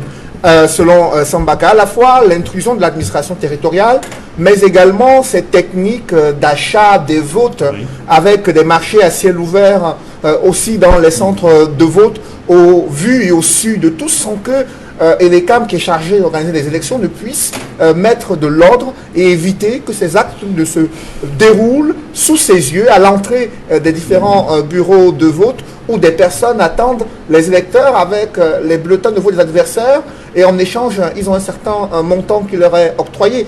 Est-ce que ça, ce n'est pas un problème qui... La police du bureau de vote est exercée par le président de la commission locale de vote, qui est le président du bureau du vote, qui est l'ECAM. C'est à l'intérieur du bureau de vote. Aux alentours, il appartient au gouvernement de la République d'assurer la sécurité des votants. Donc, le représentant de l'administration territoriale qui est dans le bureau de vote assure, si vous voulez, en tant qu'organe accompagnateur du gouvernement, la position, ou bien si vous voulez, il représente le ministère de l'administration territoriale. Mais il n'a pas de pouvoir pour assurer la police, y compris à l'intérieur du bureau de vote qui a été confié à l'ECAM. Et le texte est clair, le président de la commission locale de vote, qui est le président du bureau de vote, assure la police à l'intérieur du bureau de vote. Et à l'extérieur maintenant, si vous voyez, moi j'ai voté et à l'occasion du vote, à l'extérieur, il y avait la police qui sonnait. Il n'était même pas permis aux gens de se réunir devant un bureau de vote, sauf des gens qui étaient en rang. Et je note, pour me féliciter, quand enfin on dit que les gens étaient en rang, ça veut dire qu'il y avait un engouement, même si je ne nie pas qu'il y ait eu une abstention, qu'on peut comprendre, puisque c'est partout dans le monde qu'il y a l'abstention. Et vous la comprenez comment, cette abstention? Écoutez, je vais vous dire une chose, je vais vous expliquer une chose. Monsieur Noufélé, vous voulez que je vous explique que c'est la démocratie? Mais vous, ce n'est pas la magie. Monsieur Noufélé, quand on convoque le corps électoral pour le 9 février, même vous décidez, vous restez chez vous, c'est la démocratie, c'est votre droit de rester chez vous. On ne vient pas vous fouetter d'aller voter. Maintenant, votre devoir citoyen, c'est d'exercer votre droit de vote. C'est un devoir citoyen, c'est un problème de responsabilité de chaque citoyen. C'est un problème de volonté politique, de volonté d'accomplir son devoir social, son devoir de participer à la construction de la République. Maintenant, il y en a qui estiment que, mais nous, au RDPC, c'est notre devoir également. C'est de travailler et de comprendre ces messages. Parce que j'ai entendu tout à l'heure parler des silences, des abstentionnistes. Effectivement, nous les adressons. Monsieur le Président de la République, plus que n'importe qui, en est le premier interpellé. Non, il a dit que c'est il est là petits pour partis régler politiques. les problèmes du Cameroun. C'est un serviteur des Camerounais. C'est un serviteur de la République. Il est à notre service. Il est là pour nous. C'est pour ça qu'il sera en France, au sommet sur la paix, pour qu'il y ait la paix dans le nord-ouest et au sud-ouest. Et si vous voyez, il fait un discours. C'est réglé en France. Mais monsieur, nous avons été convoqués pour un sommet sur la paix. Si chez nous, on a un problème, il est normal que monsieur le Président de la République s'y rende pour dire, également ici, s'il y a un sommet pour la paix, j'ai aussi besoin de paix chez moi. Puisque chez lui, il y a un problème de paix qui se pose. Moi, je trouve tout à fait normal, mais j'ai même entendu, vous le dites, vous estimez, moi j'ai entendu que la diplomatie à la place de la République. Ça ne vous a pas émerveillé qu'on le dise, vous, monsieur Edmond Kamgia. J'ai entendu qu'on fait la diplomatie à la place de la République. Alors que bon, nous, on s'est rendu au sommet sur la paix. Et à l'occasion du sommet, nous avons posé notre problème pour demander aux personnes qui peuvent nous accompagner. Nous ne sommes pas prétentieux. Nous ne pensons pas être les seuls détenteurs de la vérité universelle. Non. Nous travaillons, nous servons, nous faisons notre devoir, nous donnons au Cameroun la possibilité de s'exprimer. Nous disons, voilà, le pouvoir est au peuple. Prenez le pouvoir et votez. Ils se sont exprimés. Maintenant que les perdants soient bons perdants, ou alors qu'ils soient fair-play, et que nous, on n'a pas tout gagné, certainement, on aurait perdu à des endroits. Mais on ne fait pas la guerre aux gens. On dit, bon, écoutez, si les conditions n'étaient pas réunies, il y a des instances qui existent. Il y a une procédure au tribunal administratif. M. Sambaka estime qu'il peut faire la procédure. Mais la loi a prévu, article 194, il fait la procédure et le tribunal avisera. C'est ça la République, c'est ça les valeurs. C'est qu'il y a des institutions qui existent. Vous êtes d'accord que ça, c'est des institutions un pays qui de fonctionnent. conflit. Vous ne pouvez pas fonctionner sans conflit. Vous ne pouvez pas fonctionner sans conflit. Vous pensez que la biométrie intégrale ne devrait pas résoudre ces problèmes? C'est cela qu'on veut faire, monsieur. Et dans le département du Noun, justement, il y a eu des conflits liés à ces élections, Cyril Sambaka, concernant toujours l'observation des élections et des tentatives de fraude signalées ici et là. Oui, c'est l'une des raisons pour lesquelles nous disons qu'il faut partager les expériences. Parce que nous sommes dans un pays où on ne peut rien gagner si on ne se met pas en position de quelqu'un qui est prêt, n'est-ce pas, à se battre. Nous gagnons dans le Noun précisément parce qu'il y a trop de sacrifices qui sont faits et parce qu'il y a aussi la masse critique. Vous voyez? C'est ça qui nous fait penser qu'encourager les gens à s'inscrire, c'est une bonne chose. Parce que si vous faites la masse critique, de toutes les façons, le parti au pouvoir ne sait pas fonctionner sans la fraude. Parce que toutes les voies que vous voyez là, c'est des voies de la fraude. C'est leur système. Vous vous rendez compte que même quand on était en parti unique, les sous-préfets bourraient les urnes. Ils n'ont pas arrêté. Ils n'ont pas arrêté jusqu'à aujourd'hui. C'est dans leur ADN. Vous voyez, c'est ce qu'on leur apprend. Il faut faire du 80%, du 99%. Et ce qu'il faut que les Camerounais sachent, et c'est très important, vous donnez 180 députés au RDPC, 360 maires, ils vont réclamer les officiers d'état civil. Ce n'était pas suffisant pour eux. Il faut le savoir. Parce que vous allez face à des gens qui n'ont aucun sentiment national, aucun respect pour l'adversaire. Nous nous battons pour les problèmes idéologiques. Le RDPC se battent en utilisant le nom du chef de l'État pour rafler tout et dire qu'ils sont puissants. Mais tout le monde sait que ce sont des résultats tronqués, ce sont des résultats manigancés, et nous sommes là pour le prouver. Et pourquoi il y a eu des violences au sein des parce que les élites, au point où il y a eu des morts? Parce que les élites du Noun appartenant au RDPC se sont dit qu'il faut passer à la vitesse supérieure, c'est-à-dire embaucher des brigands qui vont voler les urnes. Or, le peuple veille aux urnes. Le peuple accompagne les urnes. Donc, les embuscades ont été faites par ces brigands pour voler les urnes. Et les populations n'ont pas accepté qu'on vole leur voix. Bon. Quand vous allez remarquer, là où le parti au pouvoir a des communes, vous allez vous rendre compte que c'est très souvent en zone frontalière. Parce que moi, je connais quelqu'un que vous connaissez d'ailleurs très bien, qui a failli mourir, qui a été encerclé n'est-ce pas, dans sa maison. Ils sont à la frontière. Donc là-bas, les choses ont pu se faire. C'est la raison principale pour laquelle je dis il faut chercher à gagner les élections parce qu'on s'occupe des populations, parce que les populations sont satisfaites. Il ne faut pas chercher à gagner les élections parce qu'on a le pouvoir et parce qu'on veut arracher une victoire qui n'était pas méritée. C'est les peuples qui vont en souffrir. C'est les peuples qui ne vont pas comprendre pourquoi est-ce que le RDPC est toujours omniprésent et gagne d'après eux les élections. Mais nous qui avons pratiqué ces élections, nous qui le vivons au quotidien, nous savons que pour gagner quelque chose dans ce pays, vraiment il faut se lever de bonne heure. Le gouvernement s'est félicité de l'organisation de ces élections, Edmond Kambia, mais on a constaté de nombreuses violences, encore violences post-électorales, dans le septentrion avec une sous-préfecture qui a été vandalisée. Il y a eu un maire sortant qui a été pris à partie à Marois 2e. Comment vous analysez ces nouvelles violences post-électorales alors que le gouvernement a plusieurs fois indiqué que le système électoral est crédible et qu'il n'y a pas besoin d'aller vers ce type de contestation? Oui, avant de répondre à cette question, je voudrais réagir par rapport au propos de Maître Tegem, qui a cette tendance à banaliser les observations de certaines institutions, notamment la conférence épiscopale nationale du Cameroun, lorsqu'elle réagit par rapport aux élections. Pour lui, c'est une opinion. Ce n'est qu'une opinion. Quand l'observation de la mission de l'Union africaine réagit, c'est une opinion. Quand les ONG, notamment Human Rights Watch, réagissent par rapport aux violations flagrantes des droits de l'homme, à la découverte des fausses communes au Cameroun, ce n'est qu'une opinion. Je dois vous dire, Maître Tegel, que ce ne sont pas que des opinions telles que vous dites. Et des faits. Ce sont des faits, ce sont d'abord des faits. Et lorsqu'il s'agit des faits, qui sont présentés par des institutions qui comptent, parce que pour la plupart, ce sont des ONG nationales et internationales, pour citer le cas, par exemple, de Human Rights Watch, c'est parce qu'ils ont un rôle important à jouer. Ils le font auprès de tous les États à travers le monde. Ce n'est pas seulement vis-à-vis du Cameroun. Human Rights Watch fait des constats, fait des rapports sur les États à travers le monde. Et lorsqu'ils font ces rapports-là, ils donnent la situation. Ils interpellent les acteurs sur le terrain, les acteurs gouvernementaux et non gouvernementaux. Et dans le cas d'espèce, ils ont dénoncé les exactions, aussi bien de ceux qui se font appeler les séparatistes ambazoniens, comme celles des forces de sécurité.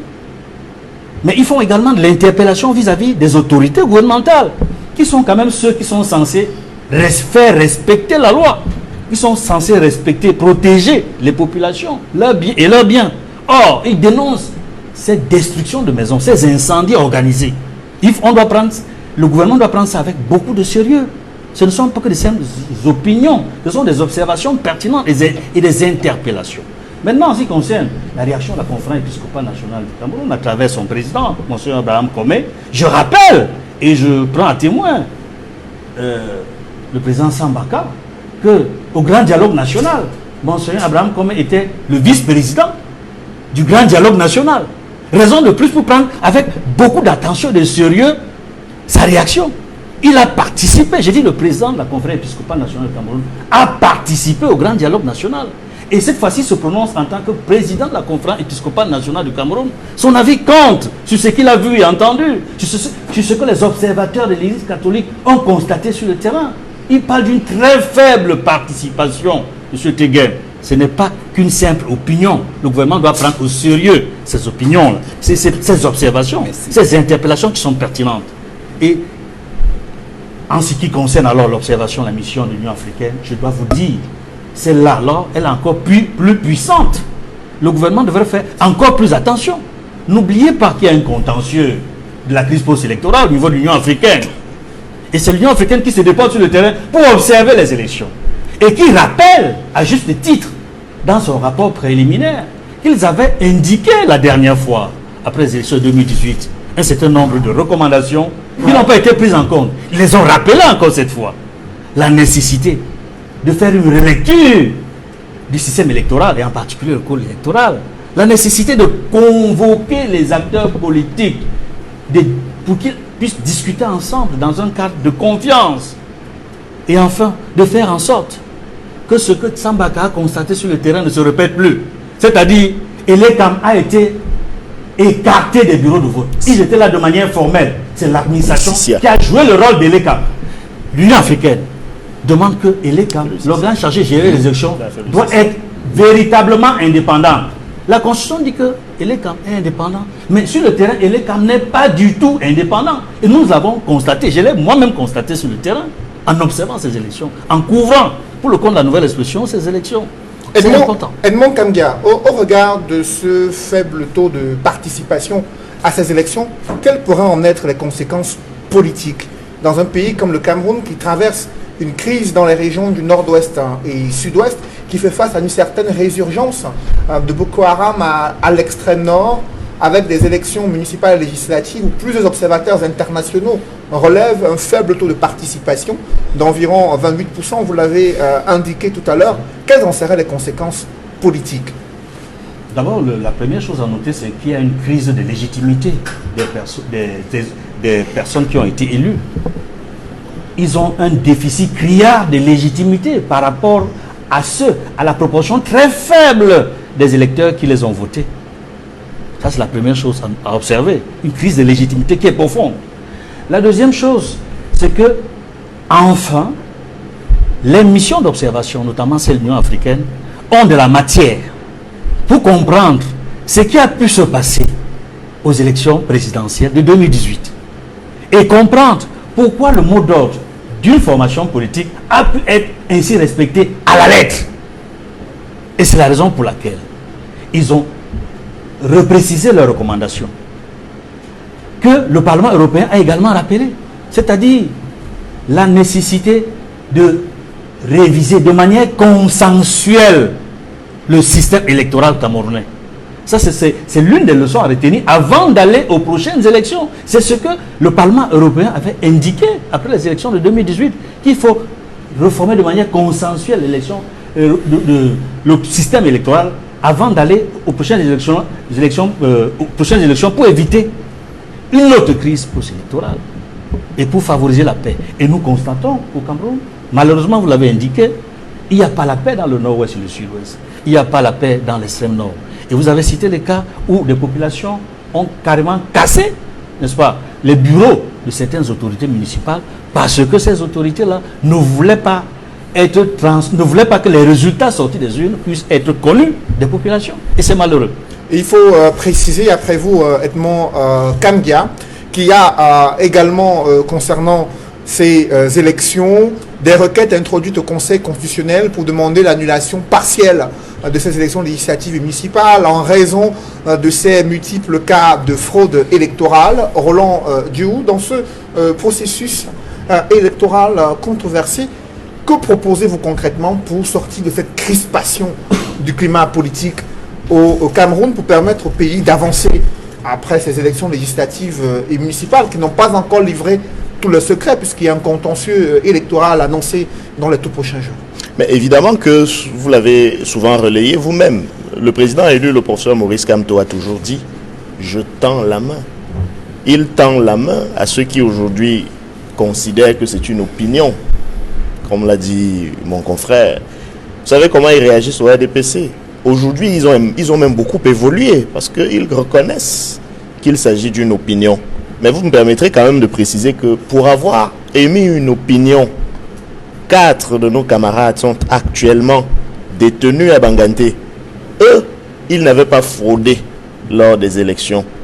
Ils se sont simplement exprimés sur les raisons qui pouvaient, selon eux, et nous avec justifier qu'on n'aille pas à ces élections-là. Eux, ils sont poursuivis actuellement devant les juridictions à Banganté pour cela. Je ne parle pas des 15 autres de nos camarades qui sont toujours détenus à Yaoundé en Fou, parce que précisément à la suite des élections présidentielles, il y a eu une crise post-électorale au cours de laquelle on a reproché à des Camerounais d'avoir l'opinion qu'ils ont eue, celle de considérer que M. Biya a été mal élu. Ils sont en prison pour ça. Je ne parle pas de ceux qui, entre-temps, ont été libérés, mais qui ont quand même, non pas libérés, relâchés. Parce qu'on libère un prisonnier, on relâche un otage. Ces otages qui avaient été finalement relâchés après avoir osé exercer leur droit de citoyen, c'est-à-dire manifester, s'exprimer. Certains ont même été arrêtés parce qu'ils ont osé se réunir chez M. Albin Zongan pour déjeuner. Et on les a arrêtés sur la base d'un mandat de perquisition, comme de vulgaires objets. Ils ont fait 9 mois de prison après ça. Oui, vous dites que les institutions fonctionnent dans ce pays. Toutes les institutions, sauf la seule institution qui vaut la peine, le citoyen. Parce que quand il veut s'exprimer, on le brime. Quand il veut s'exprimer, on l'enferme. Quand il veut s'exprimer, on le muselle. Il faut bien que cela se sache. Maintenant, sur le contentieux, sur cette question-là, j'aimerais également dire un mot. Si M. Sambaka voulait même, je dis s'il voulait même engager un contentieux par rapport à ces élections, et mon confrère l'a dit tout à l'heure, il apprend que ce n'est que d'ici lundi que la Commission nationale de supervision planchera pour ce qui concerne les élections législatives. Sauf que M. Sambaka avait 72 heures, lui, à compter de la clôture des opérations électorales pour éventuellement contester une élection à laquelle il a participé, alors que même la commission qui va délivrer le document sur la base duquel le Conseil constitutionnel va statuer n'est pas encore au courant qu'il y a élection au Cameroun, puisqu'il ne siège que lundi.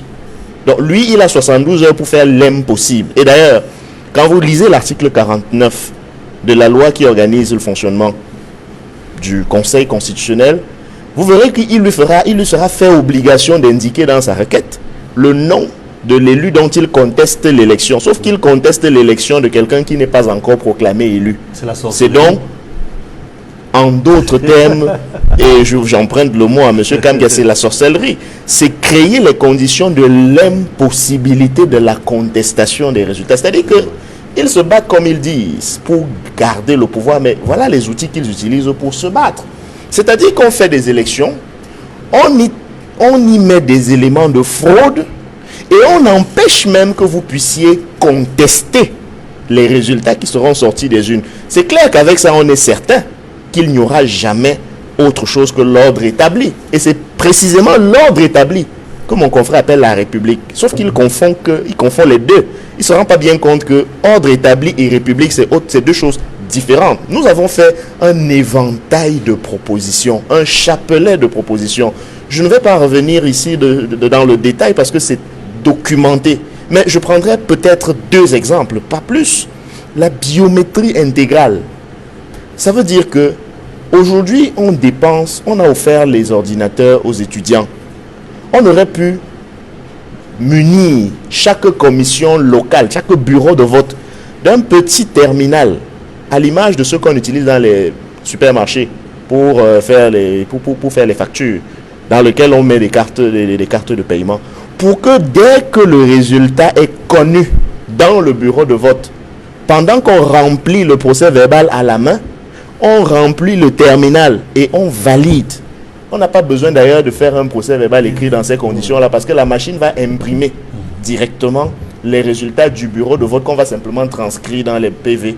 Et à ce moment-là, ces machines centralisées peuvent donner le résultat en temps réel, bref, en moins de 2 heures sur l'ensemble du territoire national. Deuxième proposition, le bulletin unique. Avec le bulletin unique, on résout le problème de l'achat des consciences. On a résolu le problème de l'achat des consciences, on a travaillé pour améliorer notre environnement parce qu'on dépense moins de papier. Autant de choses qu'on peut revoir sur le système, le mode de scrutin, et M. Sambaka ne me contredira pas.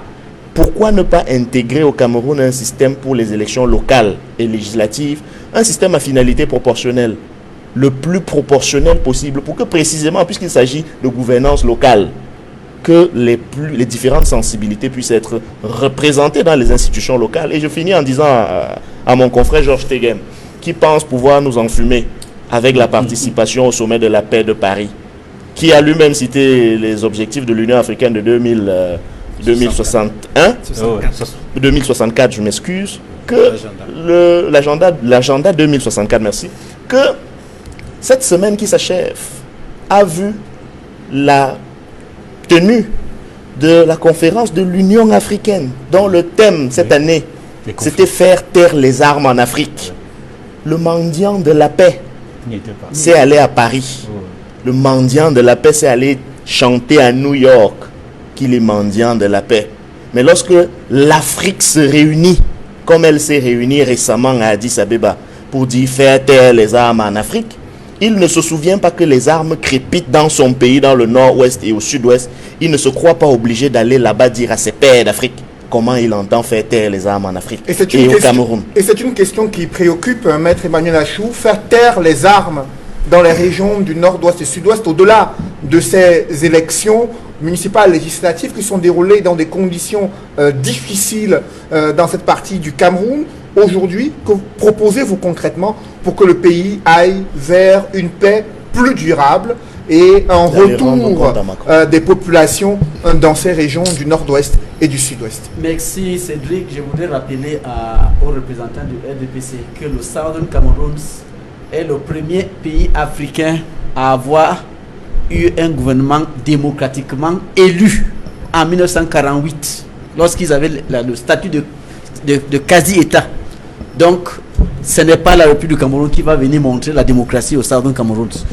Donc, revenant à votre question, après le plébiscite que nous venons de célébrer sous l'autre nom de Fête de la Jeunesse, les Nations Unies se sont réunies en Assemblée Générale le 21 avril 1961 et ont passé cette résolution 1608 que le RDPC ne connaît pas, en article 2 reconnaissant l'indépendance du Southern Cameroun. Et un article 5 demandant à l'autorité administrante, au gouvernement de Southern Cameroun et au gouvernement de la République du Cameroun de signer un traité par lequel ils vont s'entendre sur la manière de vivre. Ce que d'aucuns ont appelé le traité d'union. Depuis 1961 jusqu'à aujourd'hui, ça n'a pas été fait. Vous voulez donc demander comment faire pour que les armes se taisent. Moi, je suis clair. Faisons signer ce traité d'union pour que les armes se taisent.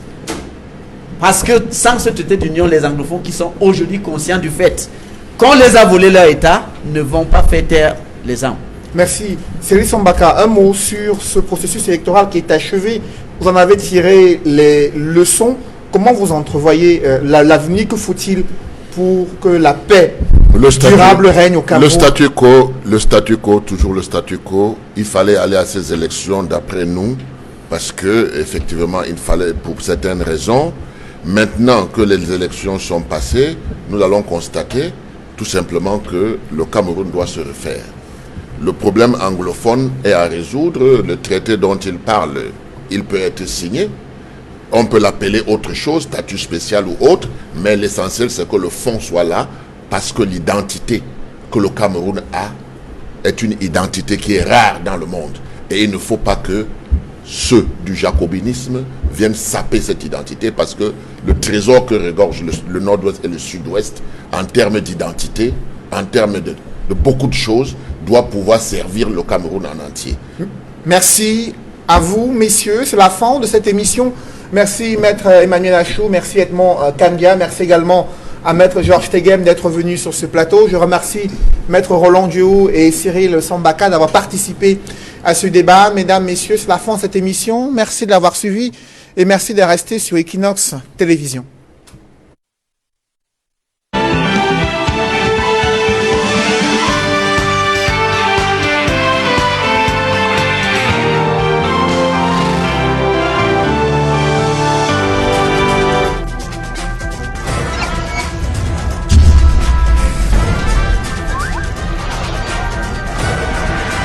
Equinox Télévision, au-delà de l'image, nous rendons compte. De lundi à vendredi sur Equinox.